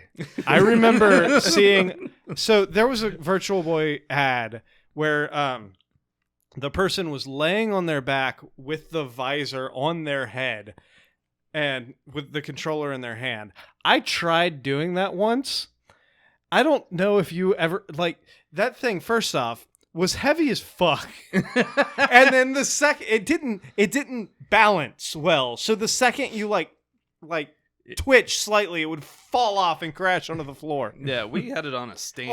Or you had the stand that you had to hunch over the table like this. It was ridiculous. And I'm pretty sure that's why I have back problems too. Is from the fucking. If there is a class action lawsuit against Nintendo for back issues caused by the Virtual Boy, all those people that tried to sue them are now in a ditch somewhere. Yeah. Just face down. We'll get receipts. Yeah, I remember me and my buddy Will Carroll tried it, and then we were on his bedroom floor. You know, he had a hardwood floor. We were like sitting there, like trying to crane our necks through it so we could see. Yeah. And like you couldn't get low enough unless you were like on all fours, like hunched down. It's just a terrible execution. It was just the poorest of poor design. Who came up with this? There was one Nintendo. kind of cool game that they had that was like this. It was a flying game that was kind of like wire mesh animation and everything. That was actually kind of fun, but oh my god, that fucking still game. not as The 3D fact- as balls. No. The fact that the console itself would say, "Don't play this for more than half an hour at a time." Because you might injure your eyes if you play this for longer than half an hour at a time. Oh. And there was actually a setting where it would auto-pause it for you every 30 minutes. Nintendo. What a company. Truly mavericks of game design. Next up, they announced Tunic Adventures will be coming to the Switch. This is basically ironically, a Legend of Zelda ripoff with a Fox character. I mean, it literally wears the same green tunic and everything. And it was a mobile game that was real popular. Everybody's like, that's a total ripoff. But now it's coming to Switch. How bold.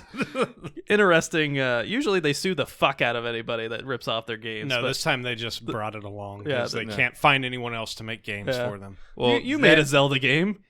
Oh, I'm almost certain they tried. And I'll give you $5. The lawyers came to the conclusion that it is technically legally distinct enough. Because it's a fox. We can't buy it. Not a human. Yeah. Yeah. Hey, listen, fuck you. Shut the fuck up, Navi. We got another announcement. A kind of cute-looking CGI It Takes Two co-op game will be coming to Switch on November 4th. It's basically an indie game about two characters making their way downtown, Walking fast. Trying to make their way to couples therapy. Sifu, the hit. Did you know she got arrested recently for domestic violence? That's amazing. That's amazing. At work. What? I did the story. Yeah. What's her face? She got arrested for domestic violence. She apparently beat the shit out of her husband or boyfriend or It's whatever. like that internet meme where they sync the did to people like hitting their head on stuff. Yeah.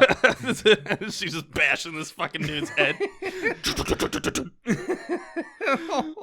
It's amazing. Oh, that poor Anyway. man. Moving on. The hit indie game Sifu will be coming to Switch on November 8th. Tales of Symphonia Remaster, based on the GameCube game, will be coming early 2023 to the Switch. And Switch Sports will be getting a free golf mode this holiday. There's some other DLC announcements, but I don't care. I don't care about any of this. I'll be honest. This is the most boring fucking announcements I've ever seen in my life. Nintendo. Thanks, Nintendo. Why don't you buy $40,000 worth of stock and go tell them that? I might.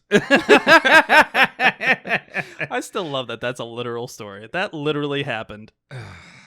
Some how neckbeard Nintendo fanboy, 40-year-old dude is just like, "So you're not making F-Zero.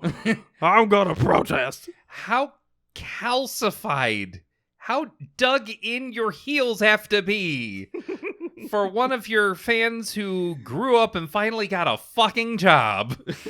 Oh, sorry. It was a Michelle Branch. It wasn't Vanessa Carlton. It was Michelle Branch. It was the other one that's exactly the same as her. God damn it. Abusive. That's also hilarious, but a little disappointing. It's not the same. She was listening to Vanessa Carlton while she was beating the shit out of her husband. And decided, hey, I might want to treat this one right. Oh, no. Emery, you are the worst. Sometimes I hate your encyclopedic knowledge of just every music and movie thing ever. Hey, I feel like you would be the perfect cast member of those, I love the 80s, I love the 90s TV 100%. shows from VH1. Steel Trap up here. It's a blessing and a curse. They need to hire you. It's amazing. I can't tell you how impressed I am with the shit you pull out of your ass sometimes. Like, I can't even remember my own name half the time. Oh, yeah, and you're about to have a kid? Ooh. I'm fucked. Oh, yeah. It's your birthday already? Again? Didn't you just have one? Like last year? Why do we keep celebrating this? What do you mean you ate? You're already born. Walk. Crawl. Do something. Oh no, you pooped again. I'm gonna end up being like the dad from Stranger Things. He's always just like reading the paper. They're like just crazy shit going on in the background. He has no idea. He's just ignoring them. Fucking what's his name from the Trailer Park Boys? I wear these glasses specifically so that no one can look me in the eyes. Yeah, there's a reason I waited this long to become a father. I can't trust myself. Oh. No, I'm excited. It'll be cool. Welcome back. Hey, thanks. Yeah. Did you think of Dr. Feet again? And had to make a pit stop? Yeah. All right. Nice. Forgot about Dr. Feet. Somebody fucking kill me now. Just wait until Tuesday. Is there anything from Nintendo's Direct that you want to touch on further? No. I would like to never talk about any of that again, to be completely honest. Yeah. That was the most disappointing fucking announcements. Nintendo. Hooray. Disappointed! Like, literally, that was all shit that's like, hey, remember that game we made like 30 years ago? No. That would be really cool if we did that again. Let's not. Yeah. No, Dad, we moved on. There's a reason it was only released in Japan. And this is coming from the guy that's excited about playing the new Monkey Island game. Yeah. So there's that. Yeah, not much room to talk there. Hey, we've all got our own vices. If you would Moving like on. to send cocaine to Emery. Shush. I would need a literal address for that, and I'm not going to say that on the internet. Bad things happen when you say that on the internet. Yeah, Digital do not actually send me booger sugar. If you want to send Emery booger sugar, shoot us an email at hitthebooksvids@gmail.com, and I'll send you his address. Oh, no. You're welcome. No. Thank you. If I fight the law, I'm going to lose. Next up, we got a bunch of announcements from the surprise Sony State of Play. Tekken 8 has received its first official trailer. We have no release date, but it will be coming exclusively to next-gen consoles, PS5, Series S, X, and PC. And it looks like they're using the same flex tech that they're using on Street Fighter 6, which is cool, but also weird. I don't need to see how veiny they are. Yeah, there's a lot of Uncanny Valley going on. A little bit. Like, it's got that arcade aesthetic, the classic Tekken arcade aesthetic that's goofy and over the top, but it's too real. Yeah. It's weird. And then also, weirdly, Street Fighter 6 has the Tekken Force thing that Tekken 3 had. They're mixing and matching, and I don't know if it's all going to shake out. We'll see. Yeah. I mean, it's cool to see because we have Tekken 7 came out 7 years ago, maybe At the beginning of the PlayStation 4, yeah. It's been I guess longer than yeah. It'll be like 10 years The at this fucking, point, right? it's old. it's PlayStation old. 4 was a 7-year console. Yeah, the 2014. Yeah. Yeah. All right. Yeah. Damn. I can't believe how long I it's mean, been. I'm gonna play the new one. I'm just not gonna get my hopes up too much because, well, their pricing is getting ridiculous. I'm sure. Kind of fed up. I'm sure it's just going to be Tekken. You like Tekken? It's Tekken. It's still Tekken, If you want to buy characters one at a time. like in Killer Instinct for Yeah. Xbox. Hooray. Speaking Speaking of bad marketing, like that was one of the launch titles. What are you doing? We received a new God of War Ragnarok story trailer that went more in depth. It is officially coming November 9th, 2022, and will be exclusive to the PS4 and PS5 systems. boy, It looks awesome. it does. It looks fucking awesome. The other trailers sucked. I'm just gonna be like, they had these teaser trailers and like some like less than 1 minute trailers that kind of give you like a glimpse at the big wolf and like him. It's like, boy, and typical stuff. This trailer was fucking dope. shooting the goddamn sun out of the sky. That. You had me sold right then and there. It looks fucking awesome, and it looks like they're gonna get a lot crazier with the environments than the last God of War game. I'm super excited. I love seeing the Blades of Chaos like Every time. get highlighted. It was just like, fuck yes, Oh, fuck yes. I'm an easy mark, and you knew exactly what to get me with. I'm here for it. Boy. They also announced that you will be able to purchase a God of War Ragnarok limited edition DualSense controller, which looks pretty sweet, but that's for people who need more controllers. Yeah, what do you have, like 12? I have 4, Yeah. and they cost $60 a piece. Yeah. That's a lot of money for controllers. Holy cow. Which is that's a probably lot of why stuff. local multiplayer doesn't exist anymore. The controllers are too goddamn expensive. It's cheaper just to buy another console. And these controls have to be updated. A big highlight of the Sony State of Play, not to be mixed up with Nintendo Direct, because they're the same fucking thing. But we got a ton of information about the VR2, which is the sequel to the original PSVR, which came out for the PS4 in 2016. It's expected early 2023, but has not been confirmed for any specific date. The new VR2 Sense controllers will be replacing the old PlayStation Move controllers that they were using. I mean, these are like PS3 era Move controllers that they were using for their brand new 2016 VR, which is why. If it ain't broke. I guess they thought there was enough in the environment that people would use them, and I mean, The fucking glowing fucking the ice cream lollipop. ice cream thing. lollipop that I don't think anybody ever actually used on the PlayStation 3. I did.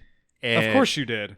You're the one use case. What a mark! Yeah, I'm an easy mark, but that's only because there Did was you have a the PlayStation Eye and everything too? Yeah, there was a boxing game that I wanted to play only because Danny Trejo was in it. Oh, wow. And I will say this, if you want something to make you exercise, fucking let Danny Trejo teach you how to box. You're such a strange human being. You're just now realizing this? I love you. That's the weirdest villain origin story I've ever heard. Danny Trejo taught me how to Gotta box. in a On video a game. PlayStation Move. And it Get worked. outta here. It worked. The new controllers will feature, Sense controller style haptic buttons and adaptive triggers. It will allegedly outspec the Oculus Quest 2 with a 4K OLED screen. It has 2000 by 2040 resolution per eye. It will have 110 degree field of view, 4V added rendering, 120 hertz refresh rates. It will use inside-out tracking. Obviously, it will have the sensors inside the device, and it will also use cameras to track your eye movements and hand movements on the controller. It will not need an external camera, so that's the biggest thing. The original PSVR obviously did, and it had to track the annoying glowing lights on both your lollipop controllers and your headset, which had a blue light in the front and the back. Sony, why? I tried that too for a Spider-Man game, and it let's just say that game is just a web swinging simulator. All right. It will have a haptic feedback system inside the headset, which is pretty cool. It will also take advantage of Sony's 3D audio, which it premiered with the PS5.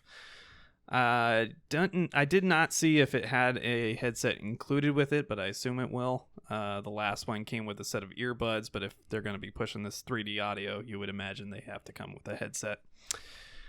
It will still be hard tethered to the PS5 like the PSVR was, but will only use one cable this time, so definite improvement, but not quite at the Bluetooth spec that a lot of the headsets are using now. There is no price point announced, but the spec estimates have been around $499 for the complete system, including controllers. A bunch of games got trailers and announcements for the PSVR 2. Some look pretty cool.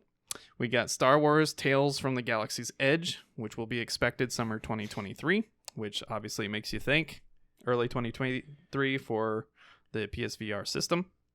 I was going to say, it makes me think, why would I ever go to Galaxy's Edge? Yeah. Okay. So here's the thing. We're Okay. going to make a virtual reality game that is literally just you going to a fucking theme park. I mean, I'm sure there's more to it. Don't get me wrong. I am sure there's more to it. However, I'll take your word on for it. paper, this seems like absolute fucking Wall-E level of laziness. Remember when the Xbox One came out with the Star Wars dance trailer? Yeah. And you got to be Han Solo dancing to, what was it? I'm Solo? Is that what the song's called? Oh, yeah. That whole fucking debacle. Holy shit. Yeah, Talk about cringe. we don't talk about that. But yeah, I saw the trailer for it. It looks rough around the edges because it's a VR game, but it looks like it could be a lot of fun for Star Wars fans. We got a trailer for Demio, a tabletop dungeon crawler survival sim. So it's pretty interesting how they're doing it. Basically, you're playing a tabletop game, Yeah, essentially in a 3D space, it's like which you they're can do physically. They're making their own tabletop simulator. Inception. Oh my god. Which we also talked about last week with that other one that's basically Warhammer 40K, but Fun Edition. That thing you could do with real people in real life. The trailer was fun too because it had like the best Gandalf impression you could muster. The next thing you're going to tell me is that there is a virtual Kindle app, so you can sit and read a virtual real book in virtual reality I'm sure that's already a thing. instead of picking up an actual book. And the reason I say that is because they already have virtual movie theaters and virtual. Get the fuck out of here. Have you not seen this? I'm done. I quit Earth. This has been around since the original cardboard box cell I quit phone ones. humanity. I give up.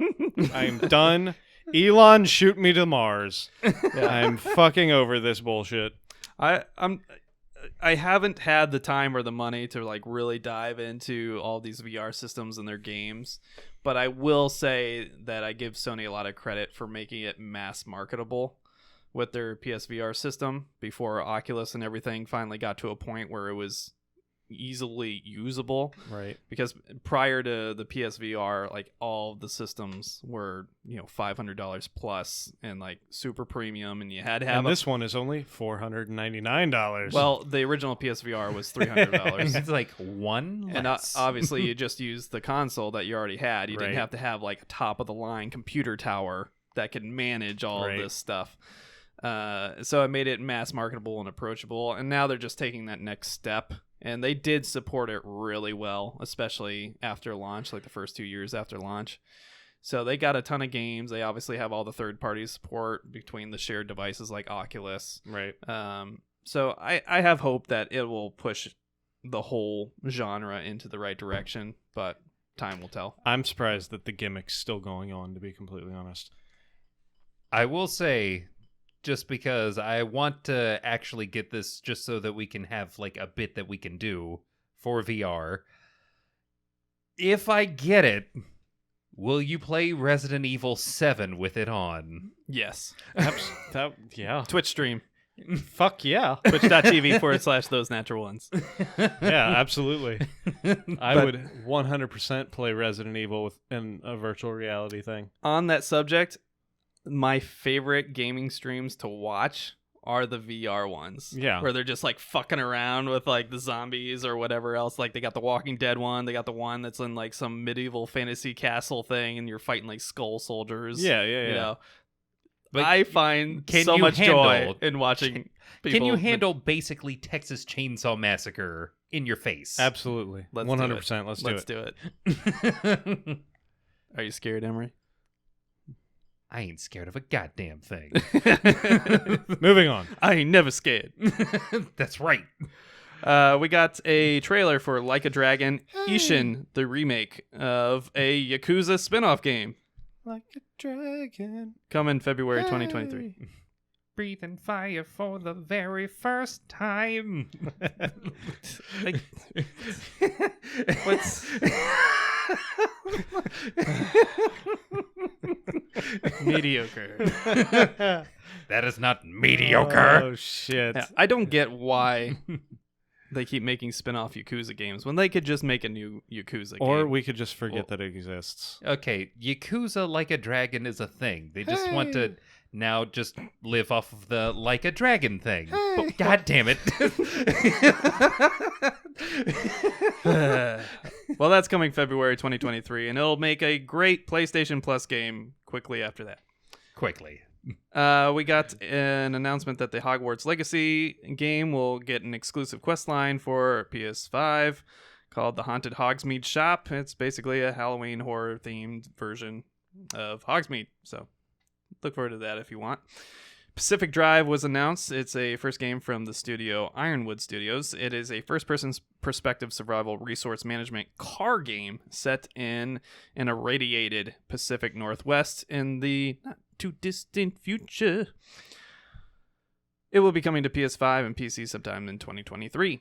So look forward to that. It looked a little rough around the edges. I don't know if you guys saw the trailer for this game. The car weirdly looked like the car from Ghostbusters. Yeah, a little bit. That was It's basically all I got from that. if you combine Ghostbusters and Fallout, that's what that car would be. Yeah, you're driving through green gas. It talks to looks you. like. It's like, I guess, sentient. So it's like... It's like Knight Rider. Yeah, I was going to say it's like Kit and Ecto-1 had a love child. Yeah. I mean, the concept seems all right. You know, you go out and venture into space, collect resources, figure out what really happened, because, of course, it's not just a nuclear meltdown at a facility. The government's covering up something. Oh my god, see, now I just got the perfect idea for a video game. You take the engine of GTA 5, and you put the entire veneer of Ghostbusters on it, and you make an open world, bust all them goddamn ghosts, Ghostbusters game. So you just running around bussing. Because busting makes me feel good. Do you need to take a bathroom break? Nah. Oh, gross. Back to Arnold. This show is not for kids. Be warned. I like The how you show- say that 4 hours into the show. Or We talked about Nintendo. They got their segment. after the Arnold Schwarzenegger I'm coming. monologue. I'm coming.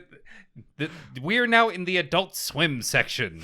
I mean, Kids, get out of the pool. it is now midnight, so yeah, we are in the adult swim section of the show. Apologies. Shit, and then we still got more to do. Yeah, we sure do. We also got some details about the PlayStation Stars loyalty program, which we talked about several episodes ago. It is free to join. You earn points and rewards for doing these various challenges for specific games. A lot of the big ones will come out, obviously, right after the game's launch. So I think, obviously, a marketing tool to try to get people to buy full price. And you'll get various digital collectibles, which you'll be able to display and look at in your simulated environment. They will launch the program late in the month of September, so very soon here. But they have not given us a kind of a PlayStation Home envision, Not yet. but I imagine that's where they're going with this. Give it time. We all got to catch up to whatever the fuck Meta's trying to make. A new action-adventure No, we Bandai Namco game called Sin Duality has been announced. The game will be featuring people controlling these anime-style mechs. It is a looter-shooter resource collector type of game, and it will be coming to PS5 in 2023. Another one. Yeah, it's interesting. It's like if you took anime and Titanfall and made them kiss the game. Because of course. Because we didn't already do that with Genshin Impact. Well, that's from China, okay? Not Japan. If you say so. The rumored Project Eve game being worked on by the Korean Sony studio Shift Up has been revealed to be called Stellar Blade. It is a dystopian future space action adventure. It kind of gave me vibes of God of War mixed with like Ghost in the Shell maybe, and a dash of K-pop styling. Maybe some cyberpunk in there as well. That's a lot. It's Crazy. It's Japan. Actually, that would be Korea. Well, it's Korea doing its best Japan impression. You're not wrong. So that's coming 2023, exclusive to PS5, of course. I highly recommend checking out that trailer just so you can be as confused as I am. Yeah, I'll say the main character, she's looking very close to what's her name from Bayonetta. Skin tight. Pretty hot. Skin Pretty tight. hot. Hard bangs. Very hard bangs. Almost like she put the bowl on and went straight across. We're talking like Jim Carrey Dumb and Dumber bangs. Yeah. But with like a ponytail. Right. Okay. Yeah, right here, straight line. So you're saying Precision. there's a chance. And then the final announcement that came out of the Sony State of Play, Neo developer Team Ninja has announced an open world samurai game that looks pretty dope called Rise of the Ronin. It will be a PS5 exclusive and will be coming in 2024. So definitely look forward to that. Probably announced it a little early. But they had a lot to show, so that was cool.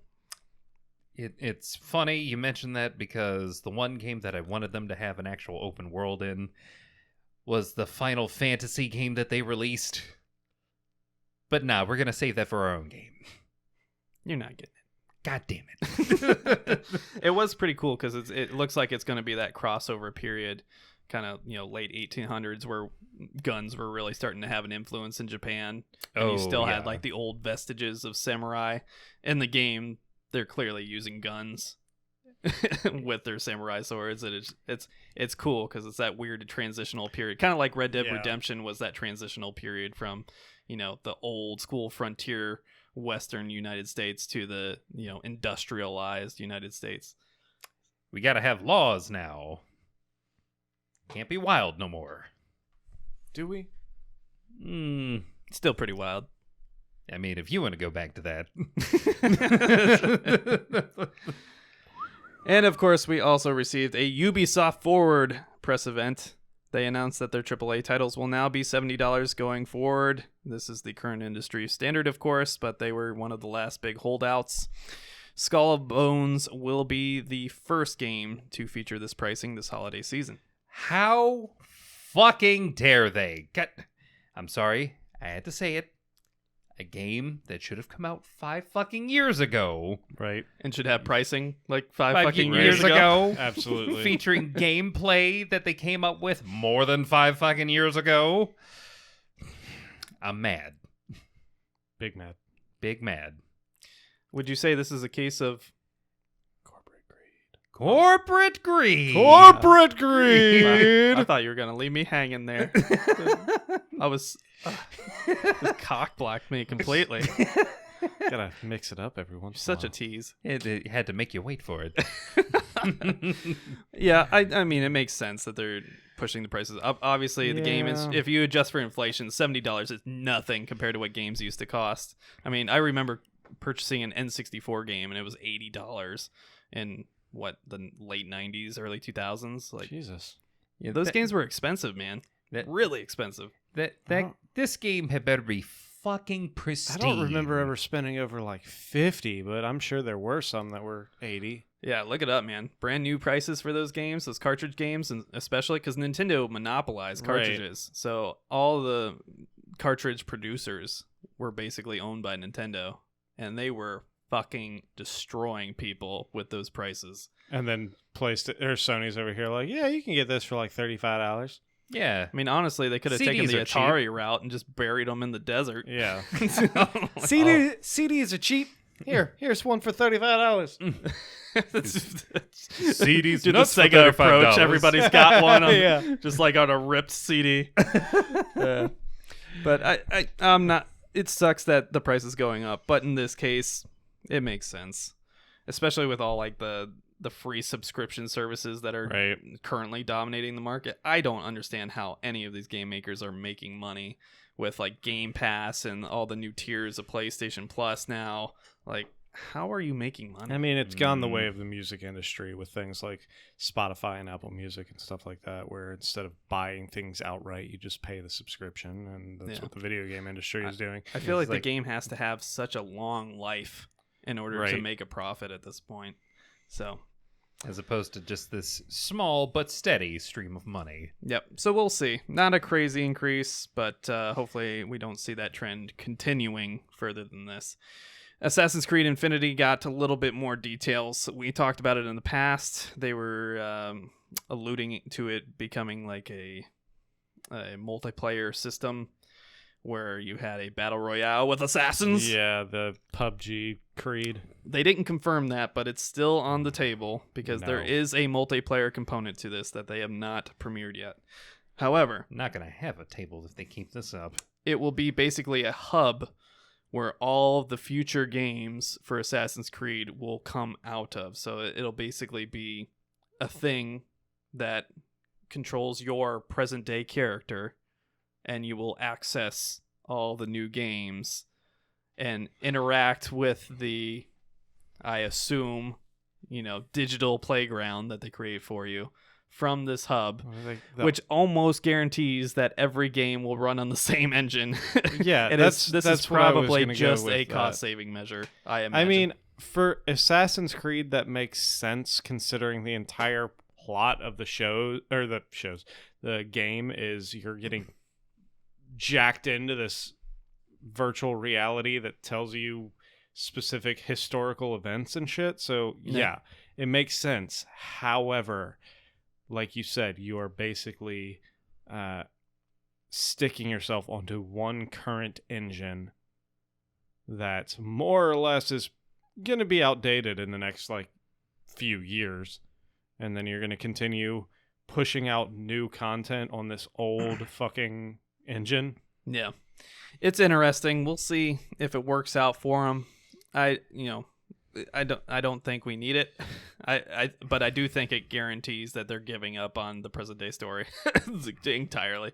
They're just going to make all the new games focus on the past and only the past, which is what it should have been in the first place. Either you die an assassin or you live long enough to see yourself work for Abstergo. Which has been the plot of the game since the 4? First one. Yeah. The number 4 is the one where you're just an Abstergo employee. Yeah, and then the first one, like you said, you were abducted by Abstergo and just helping them out because. I remember the fourth one where you're actually in the office building and shit like that. It's let me log back in. I do this every day. I don't want to pretend to work in an office. Yeah, exactly. Thank you. I'm done. Ubisoft. I'm done with Assassin's Creed. It's over. It's over for me. The first game for this new hub will be codename Red, obviously awaiting its real title, but it will be what people have been asking for, a next-gen feudal Japan Assassin's Creed. Okay, I'm back in. That didn't take long. I will say that this guarantees that we're going to have 80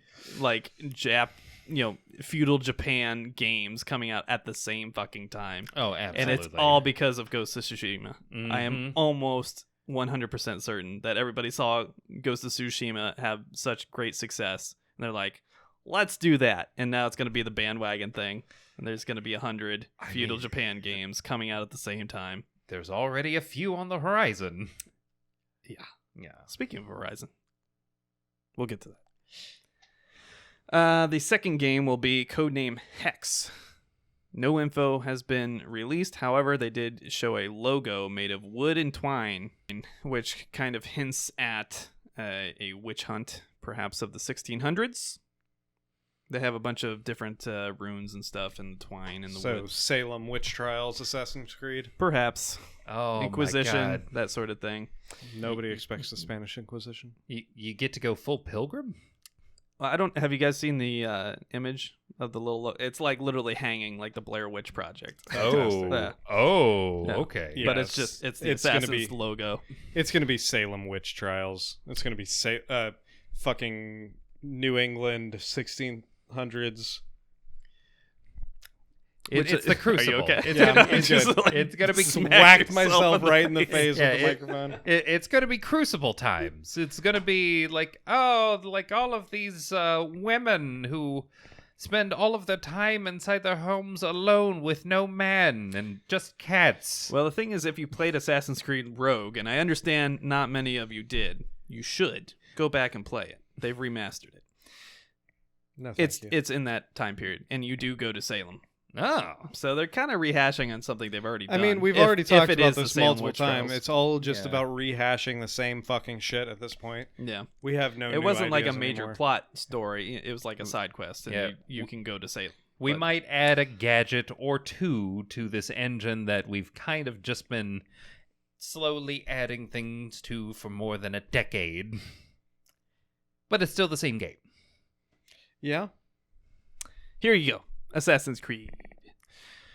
Let's see here. Where was I? Right at the top.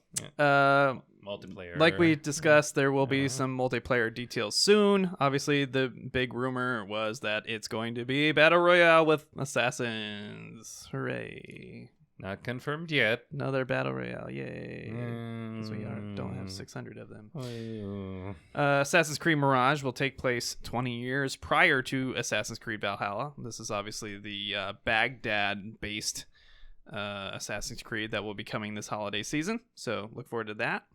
Got a little context there. Codename Jade will be an open-world Assassin's Creed set in China, 215 BCE, but it's for mobile. Mid. The trailer looked awesome, and then they said for mobile, and I'm like, why? Like, that's such Because a cool we already period. have 6 other Assassin's Creed games coming out. And literally no one learned from Diablo Immortal. Ugh. No one learned. But you made a whole hub for it. Why not use it? But we already have 6 coming out, so fuck it. Mobile. Phones. What? You guys don't have phones? You don't have phones? I don't want to use it. I don't want to sit down and play a game for more. Any game I play on my phone, I want to play for like 30 seconds and then move on. Finish pooping. Yep. Yeah. That's a finished pooping game. Yeah. That's why I play things like fucking Wordle or fucking Sudoku and shit like that on my phone. Is The finished most- pooping yeah. and my legs asleep. The most the most intense game I have on my phone is PUBG, and I play that like once every 6 months. Yeah, I still wouldn't do it. We don't need it. Please don't. We don't need it. It's such a cool time period, and it's a cool setting. Why would you not make it a mainline title? That's annoying. Moving on. We are getting some free DLC called The Last Chapter. It will be coming to Assassin's Creed Valhalla, and we'll finish Ivor's story because we didn't fucking finish the story. Because that's the story we need to finish. At least it's free this time. Hooray. We got a Mario plus Rabbids new trailer. It will be getting Rayman DLC. Anybody care? Nope. Didn't think so. Mm. We got new footage and details from Skull and Bones. We got a bunch of pretty cool representations of the ship customization. You'll get to manage a trade network. which helps you earn cash and loot to obviously upgrade your ships and grow your pirate empire.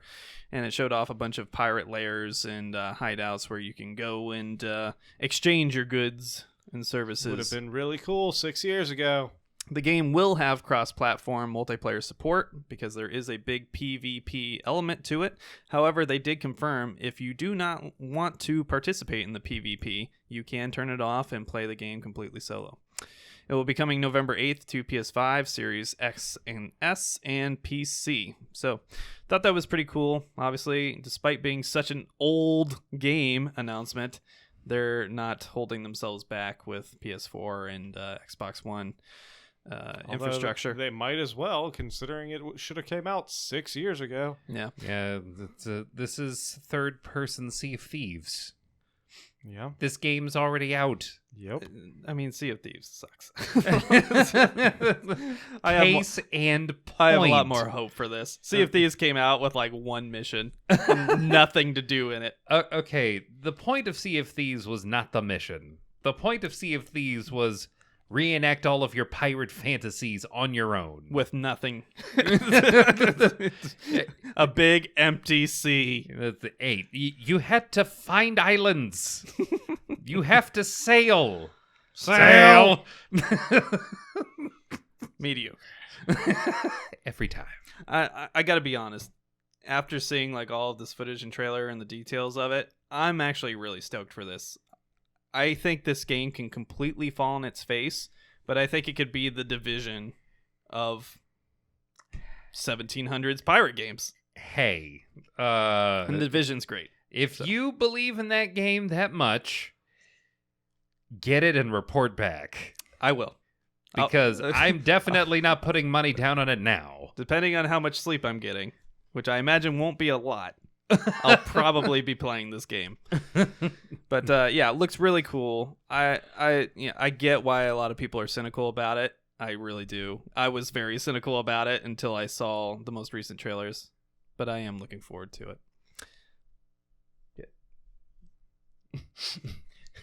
Yeah, right.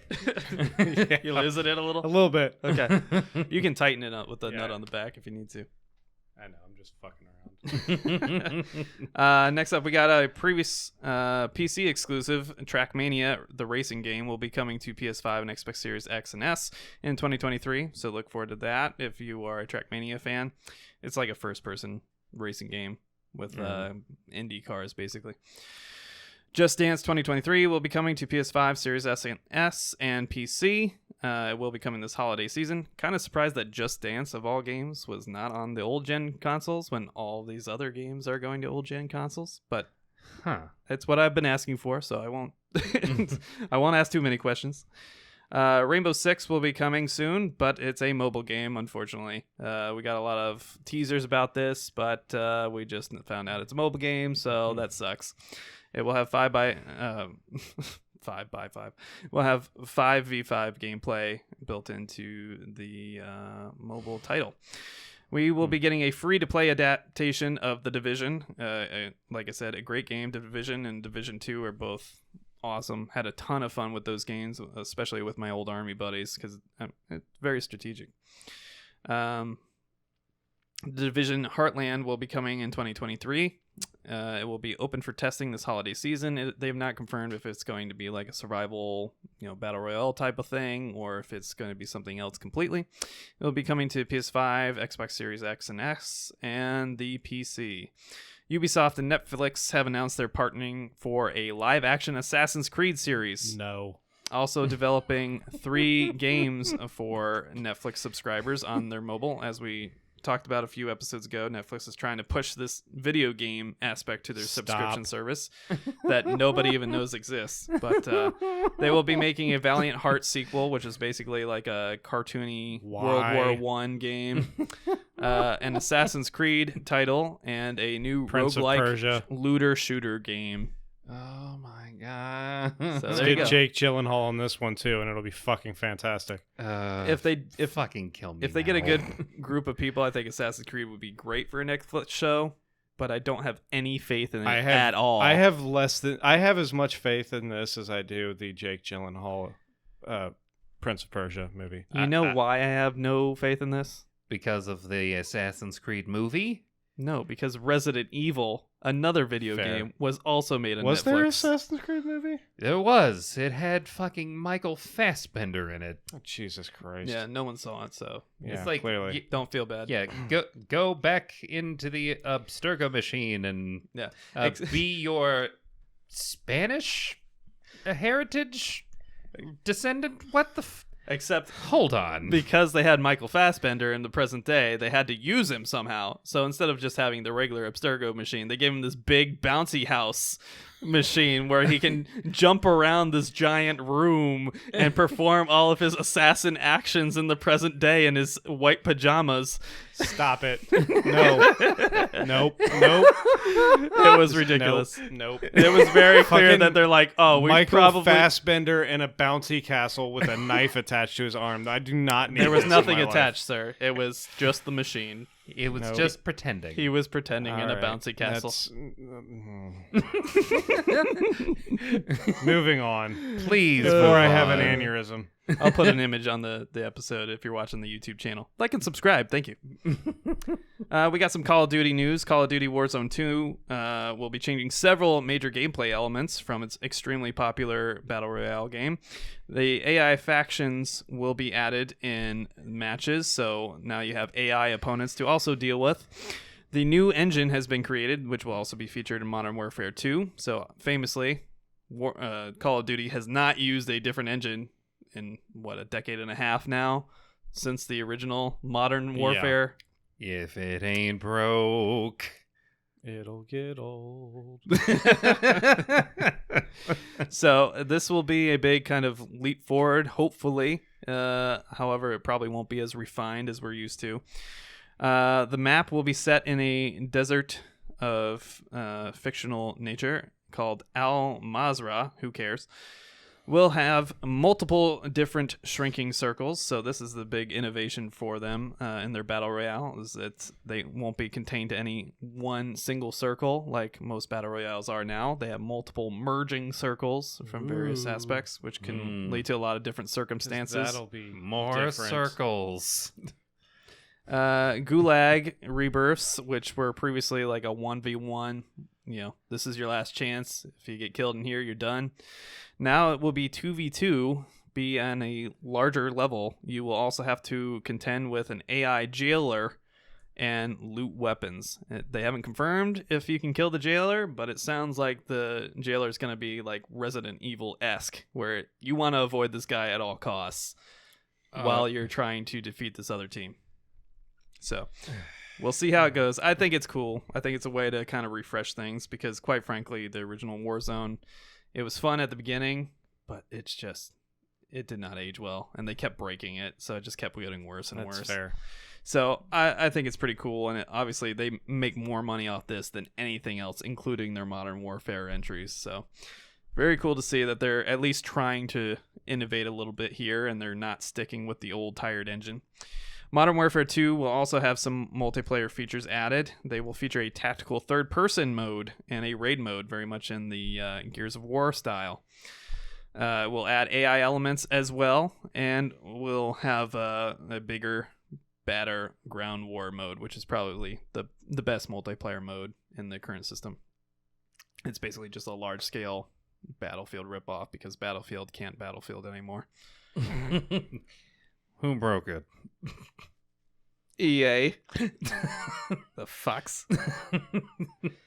Another cool announcement we got, and this will be the last piece of major news this week. Ton of video game news, obviously. Star Wars Eclipse has been announced and received its first major trailer. Hooray! Guess who made it?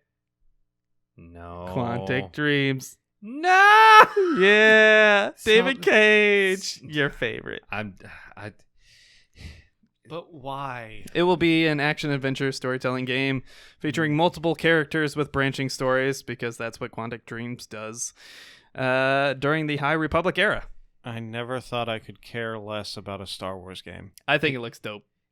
Can I press X to yell out Qui-Gon's name? No, because he's not born yet. Can I press X to eject this disc from my Xbox and go You about with You that. sure can. And then you can take it to GameStop and you can exchange it for a PS5 copy, and then I can play it. Thank you.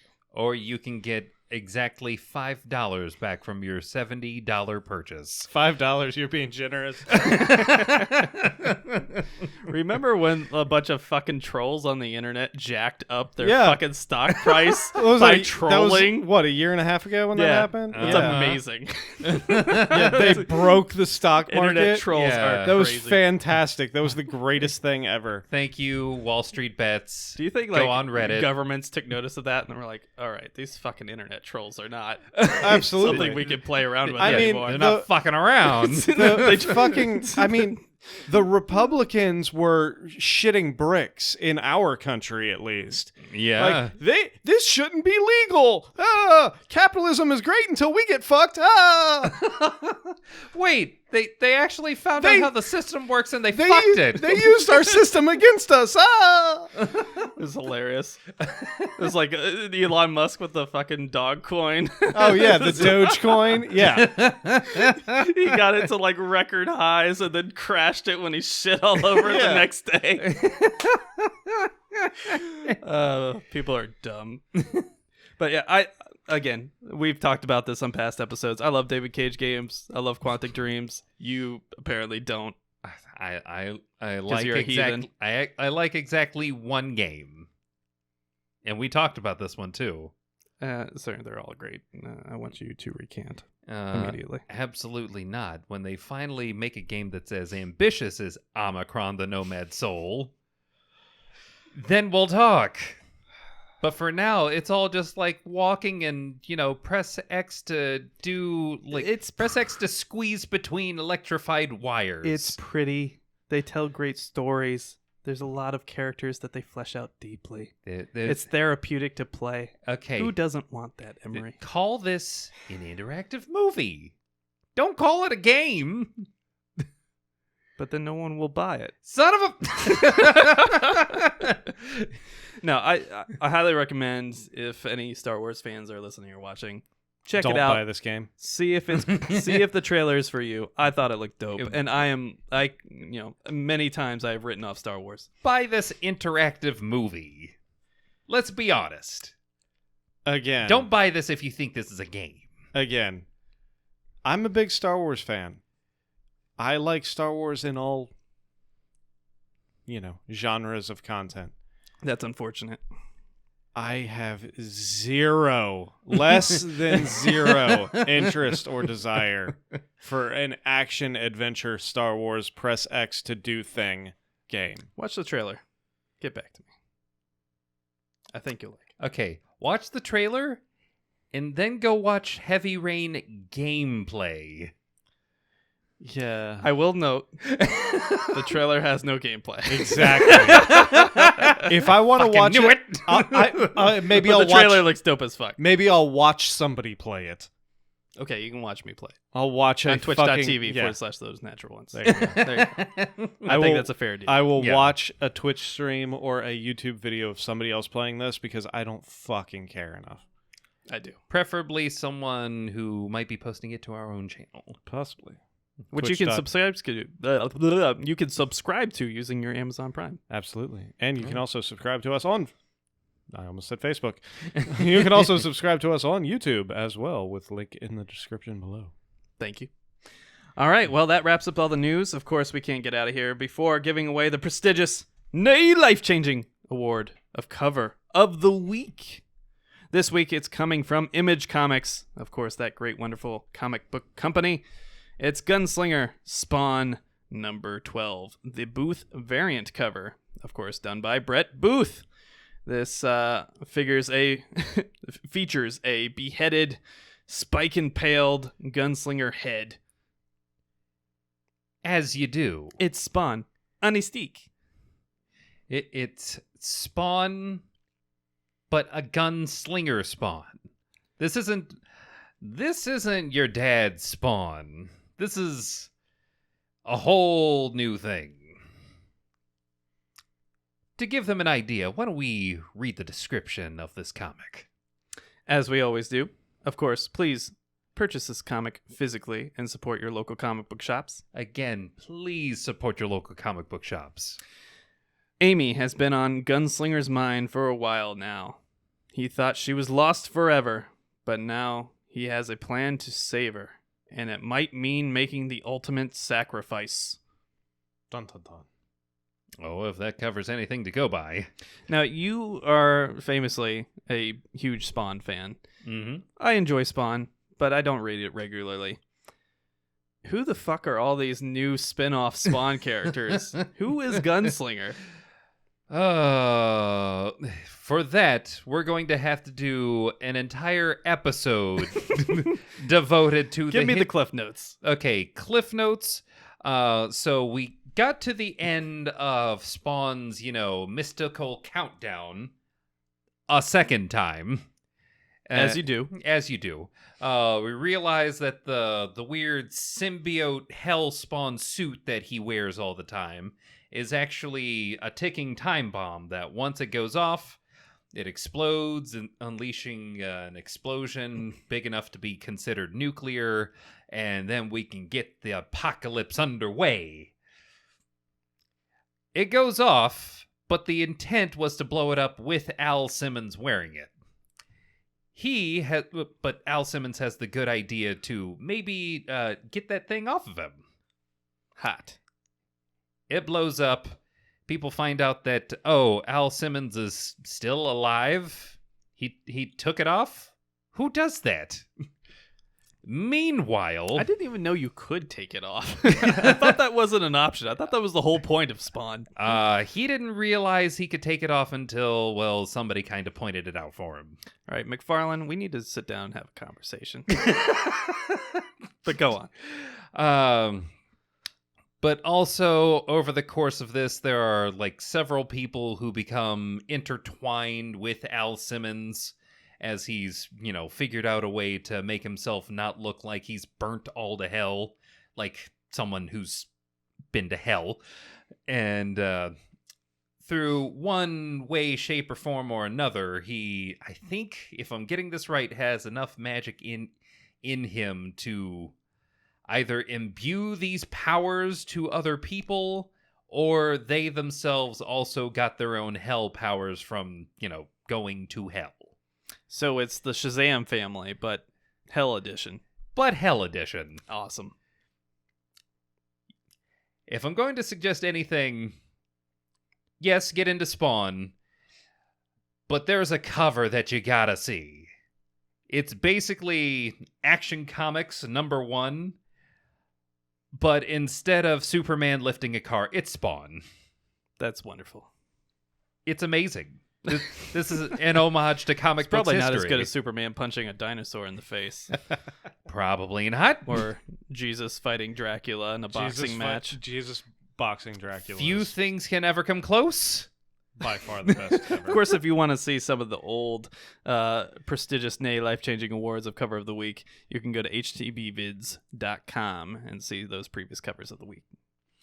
And if you want an idea as to how all of these new all these new Spawns popped up here and there, go and read Spawn number 300. Lays the whole thing out.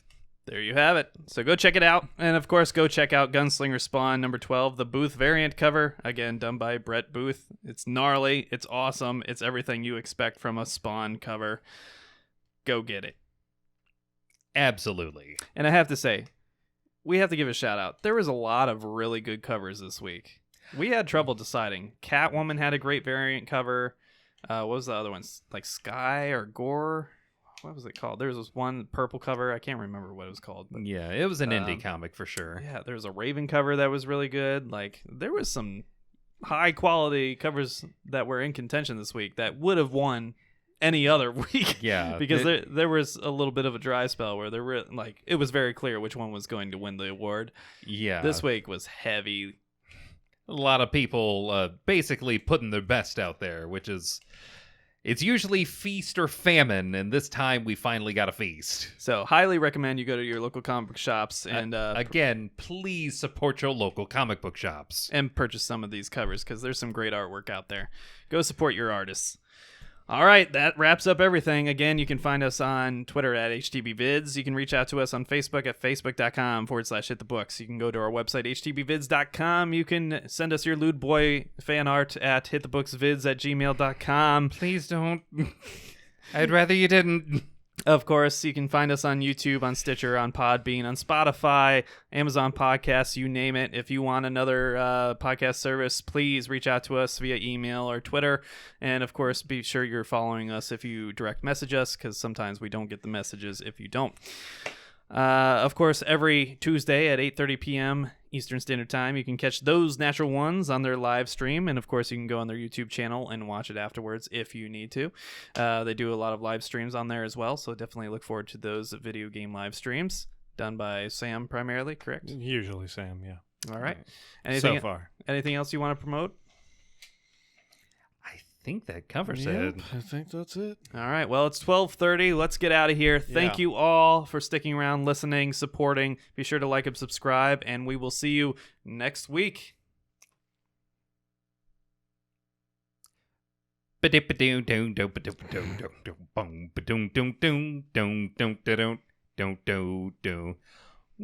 is the deal with having 3 characters who can do the same thing? This is a character that killed God! What's the deal with that?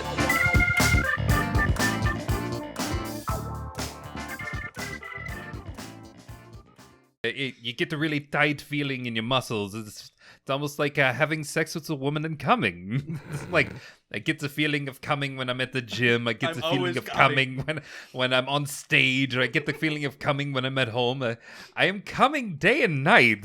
Jason Mewes. Snoochie Boochies!